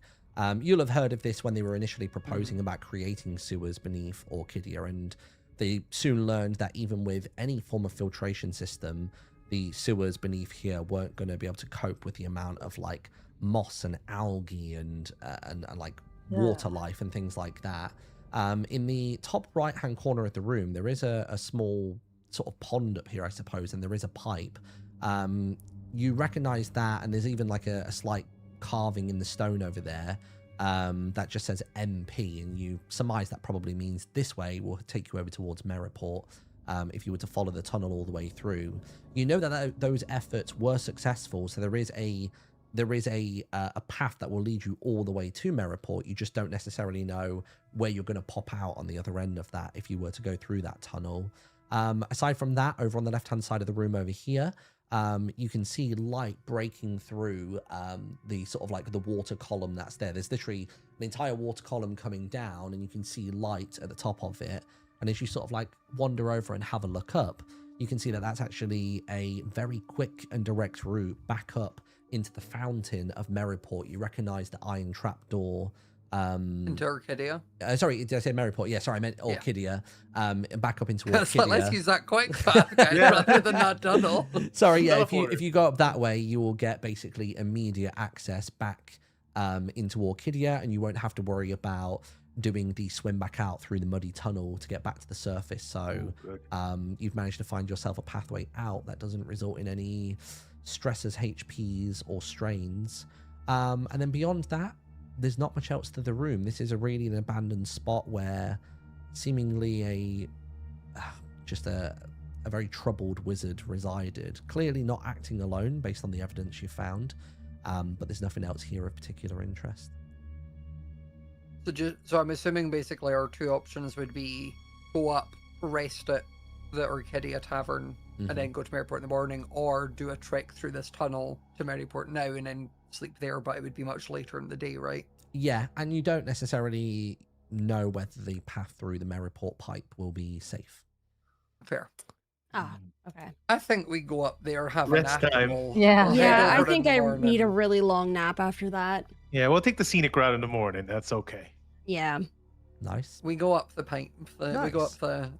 So you make your way up go to the up. pipe. We are going to need a strength check from somebody to see whether they can actually prise this iron trapdoor open. Because it's not even necessarily that it's bolted down or pushed down, but it does need a little bit of oomph to get it up. And where you're swimming up a pipe and trying to press upwards, you're going to have to kind of like splay your legs on the side of the pipe itself and try and push upwards. So who would be best suited for that? Ooh, I'm -1 strength. Can Agatha I'm just 0. point her staff and blast at it? You know Yeah. what? Please. Rolling on hammer, the, you know, because of double criticals, I'm just going to say, yeah, that happens. I think we need She's, we need a they're all like, back-to-back wait, are we blast. going to get it off? And she's like, I'm tired. And I just want to go. So you just see it, and the people in the town of Orchidia just see a giant water column burst out of it. The watchers that are outside of the tavern and one that was inside come rushing outside. They're coming again! They're going to strike! And they're all there with their spears in hand. me climbing out. And it's some of you are actually rushed up with the water and actually floating on top of it, whereas Agatha comes out a little bit more gracefully and just like manages to crawl out of the pond and just sort of like dripping dry as you step out. Is it you've been doing all of this? Oh, dearie, you know if it was me, you wouldn't be alive to hear about it. I've Tell 'em, solved the Grandma. problem. Let me get to bed. What do you mean? And she's going to be like, don't mind me, dearie. She just walks past them to go into the... And just watch as you go by. There are like a number of hostels which are just down the side of the tavern. You go between the record store and the tavern, and you just wander down, and you go and find a bed for the night. As you leave as well, that magic that you've used to kind of force wind and kind of nature upwards dissipates, and the three of you, the rest of you, just crash down into the fountain. I suppose you're with her then, are you? Oh, yeah. What do you think? I don't know what to think. Did you make those You're elementals? welcome. Yeah, it's all over. No, it wasn't us. No, we killed them. They're all dead. Yeah, Yeah, we nothing did to you Look, a I have a favor. stab wound. Yeah, I'm kind of dying I'm gonna right die now. soon. Let me go to bed. You'll have And more stuff. if you don't prove it. Oh, we gotta Prove prove it. I mean, I've got hair. If you, Yeah. I've got hair stab from the wound guy not I enough? killed. We've my all whole got chest hair. has a scar. Check the scar Yeah, but- out. What do you think this happened? Agatha's going to hear this going on, come back in, and then just be like, who was the guy that she spoke with at the town? You know, the one that was giving the, like, presentation that she was like... Ooh, I know he was a listener, but I don't remember his name. But feel free to make a name up and we'll commit it. I just basically want her to be like, if you have an issue with it, take it up with it and just say, like, the highest ranking person she's spoken to about this whole ordeal. Okay, let's go with... I mean, do you want to come up with a name for them? Listener... Listener... Periwinkle. Periwinkle. All right. Beautiful name. Beautiful. All right. Right, if you have a problem, bring it up with Listener Periwinkle in the morning. We're going to bed. And you see it sort of Yeah, shudder at the you mention of heard her. Periwinkle. Oh, yeah, sorry. I'm so sorry, my ears. I mean, wait, you're not a listener. What? And in his confusion, the four of you just walk off. And you make your way down the side of the tavern. You wander into a hostel, and you get ready to lay down your heads for the night. And that is where we can take a long rest, as well as call a conclusion to the end of today's stream. Yeah. You did it. Yay, I'm We alive. did it. That was a tough fight. I know. At one point, I almost I was thinking, perished. Sausage is low here. I wonder if I can get a death saving throw out of him. Did I was none close, of you man. remember that we have healing potions? Like, Yeah, I did. I We mentioned that do? one. I Yeah, but we have forgot. to waste a I turn have for it. two on me. I have 2 healer potions. Like, Oh, I have a God, I have stamina. one. No, I did Well, have one. I you- was going to use it the next round. If it was my turn, I was going to use it at that point. Because I only had 2 left. Like 2 HP left. No armor. Man. and so we'll Yeah, that one was we'll rough. do our long rest. And then this next gets rid session, of start our every next Yeah, session, we'll right? start the next session with a long rest. You guys all let me know how you Deserve. spent your evening. I'm sure Agatha will attune with some I was bullshit. going to say that And- I want to. The reason I took the mask is I want to do my attuning thing, my communing thing using the mask pieces. I to assumed try as and- much. And also, I just thought you were taking it as evidence to show. It's kind of both. That's why she's That kind of like, too. what can I get out of it from the first night? Like, what can I learn? And then I'll use it if needed. Like, but normal in my head, it's kind of like she can do the attunement to just general things, but like if she's got more specific stuff, it makes it easier for her to like hone in the information she wants nature to give her. Yeah. Who ended up with the hammer in the end, by the way? I'm holding it Sausage. right now. You've got it. Okay, cool. I will send you the... Where is it? Where's that hammer gone? The hammer. I mean, on the Daggerheart website, it's called the Hammer of Exeter. So if you want to go to your equipment tab... Oh, yeah. How do I do that? Where do I go? You go to equipment, which is Here. one of the tabs there. Where do I click? Let me In see. my character sheet? Where, Yeah, in the- yeah. So in oh, your character builder? sheets, no. So you've got on your beneath your 2 weapons. Yeah. Oh, okay. It then says Uh-huh. equipment there. If you click on Equipment. that, Oh, got it. Yeah. and then you should then be able to press on manage equipment on the top right of that window. Top right, manage. And then if you type in, Where is it? uh, Wait, where is it? Top right. it's next to your handful. It's next to your gold in your bags and chests. It's next to your money. Oh, man, he's got it. Okay. Yeah, manage equipment. And then if you type in What's it called? EXO, that should probably come up. It's called the Hammer of Exeter. Ooh. Oh, it says unlock. I have to unlock it. Oh, weird, because I have everything unlocked. We'll figure that out for next time. Yeah, But it's yeah, you've got the Hammer of Exeter. And Agatha has got the shards, and I suppose next time we will be making our way to Merriport, trying to claim the bounty that you've all been working so hard for. Yes. And figure out where the world will take you. Will you be exploring the murders that happened at the north end of Merriport that you saw the speakers investigating? Are you going to follow information that you have about the Scarlet Veil? Will there be any interest in headed to the Dwarven Kingdom, albeit that's a really, really long way away? Or will something else different happen entirely? We don't know, but we'll find out next time we play. Ooh. Yeah. Thanks, Martin. All good. Thank you so That was much for awesome. doing Yeah, that, that was Martin. awesome. all right. Good. Yeah, that was so fun. Sorry Thank you that for not killing me. sorry that the combat was so long. I was trying to be like really swift with it, but sometimes it is. Just To a be bit fair, we slow. just had the No, we worst just roll. failed. We were Yeah. so Like- unlucky today. Yeah, that was one of I the feel like worst it was like only me and Crow that hit most things, and then like Yeah. Drift got in at the end. Dude, but- I only hit Yeah, one luckily I time. got one hit. That was it.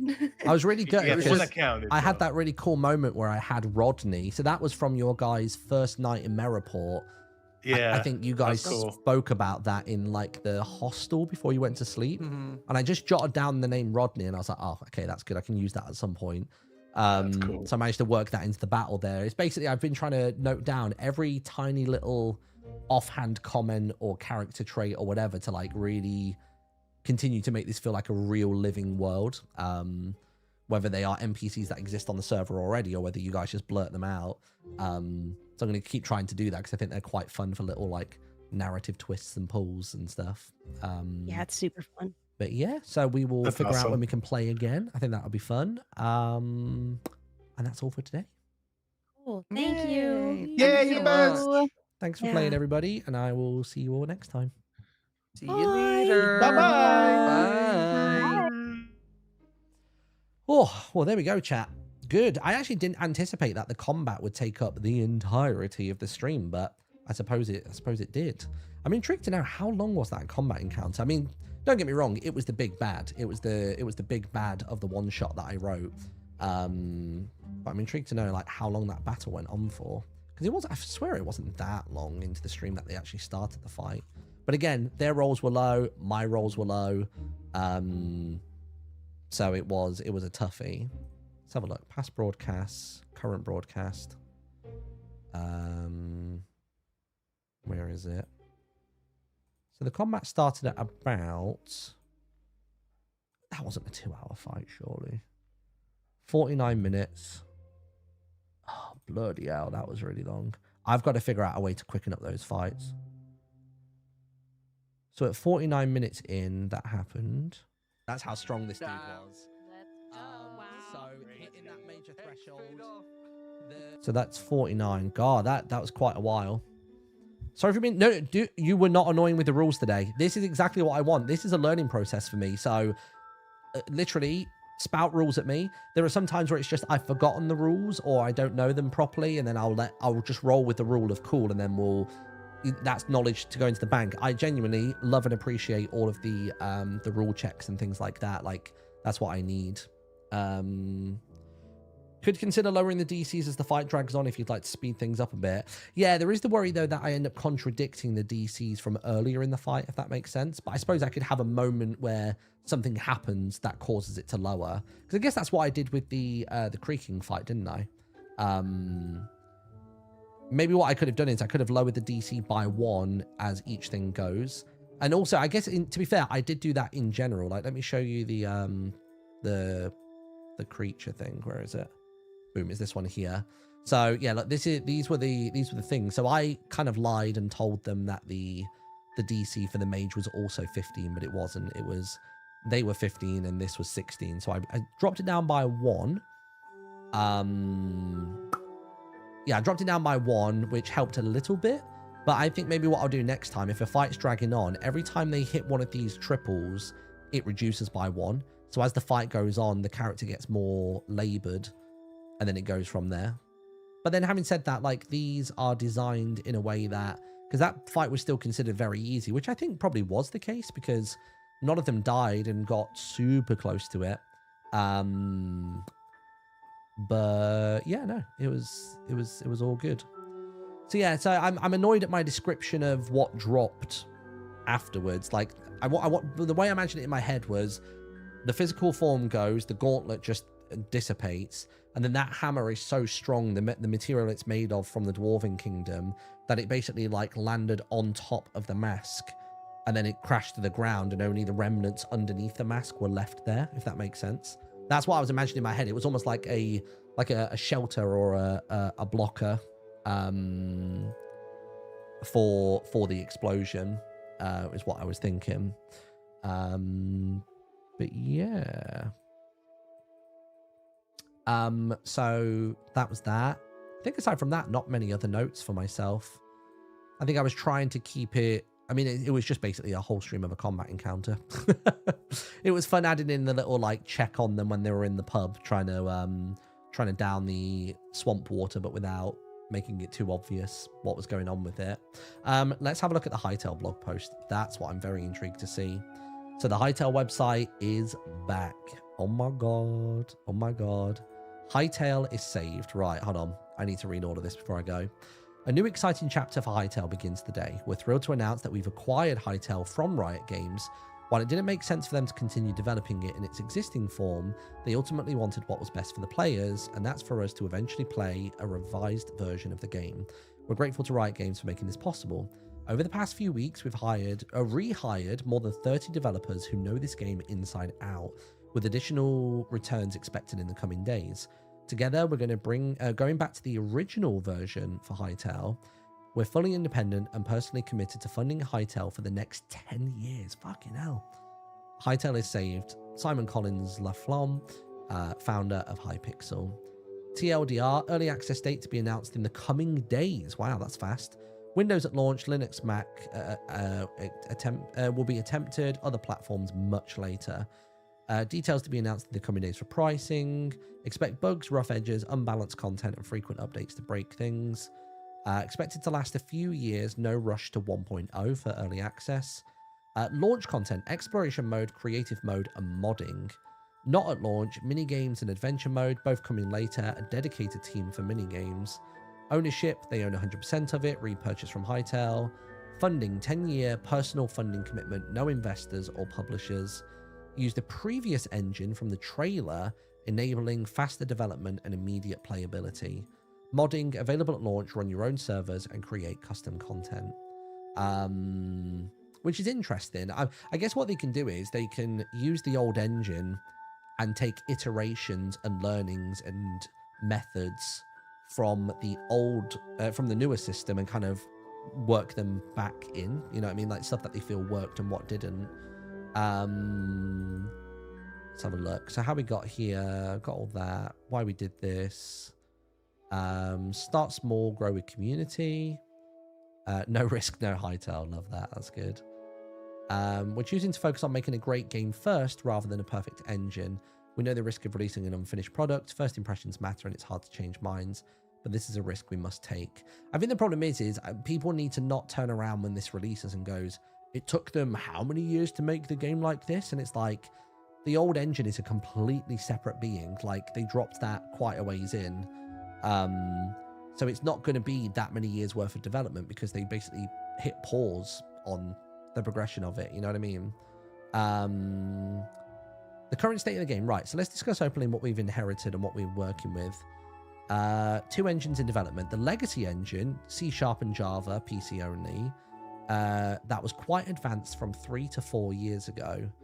This is what we used in the trailer and most of the blog posts, and a cross-platform engine, C++, that's been in development for approximately 3 years. So this is where they were going to try and make it multi-platform and put it on consoles and all that sort of stuff. At least that's my assumption. The cross-platform engine is significantly behind in terms of gameplay. It would require extensive refactoring to be production ready with minimal gameplay features. It would take 2 years before we would consider early access with it. Nice. Made the decision to abandon cross-platform now and return to the legacy engine.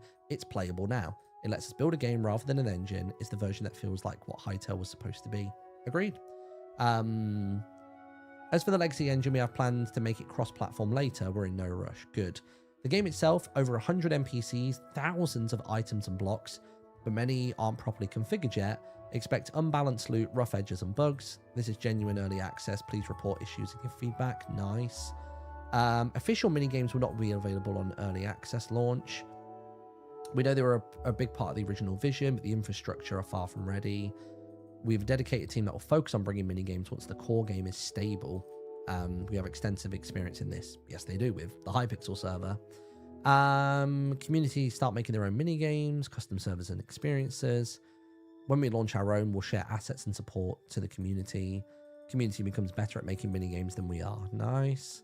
Small dedicated teams scaling fast with new problems. The cost of staying small is that we can't balance and finish everything in a few weeks. Cool. Sweet. Okay, so the team, who have we got? We've got Hypixel, Simon, daily shipping vision and ensuring long-term health of the game. We've got Felipe Touche, what a name. Co-funding, overseeing financial responsibility and helping structure finances for acquisition. Leading all tech development since day one with a deep knowledge of every layer of the game. That's cool, like that. And then Patrick is handling studio ops, team coordination, and ensuring efficient execution. Rehired over 30 developers who previously worked on it. They know the code base, understand the vision, and chose to come back. We'll continue to hire as the budget allows, as we find the right candidates. Nice. Modding, critical to survival. Modding is once again the top priority, always has been at the core of our vision, and it's critical to our long-term survival. I'm imagining this is almost going to be like a modding API kind of thing going on, which is pretty cool. Possible to mod almost everything in the Hightail, content and server side. No developers can create impressive experiences with minimal... Oh, sorry, non-developers can create impressive experiences with minimal technology. That's good. A few guide videos to help people start creating. Provide server source code with within several months once we're legally ready to do so. Dedicated server support and data-driven content. Mindful of backward compatibility as we iterate. I love that. So the way that Bedrock does it, Minecraft Bedrock does it, is when you make a map and then if the game updates, it can launch the map in the old version, essentially almost like running an emulation, so it would just work. It's not just a case of, oh, well, you're trying to launch this map in the newer version, broken. I'm wondering if that's what this means.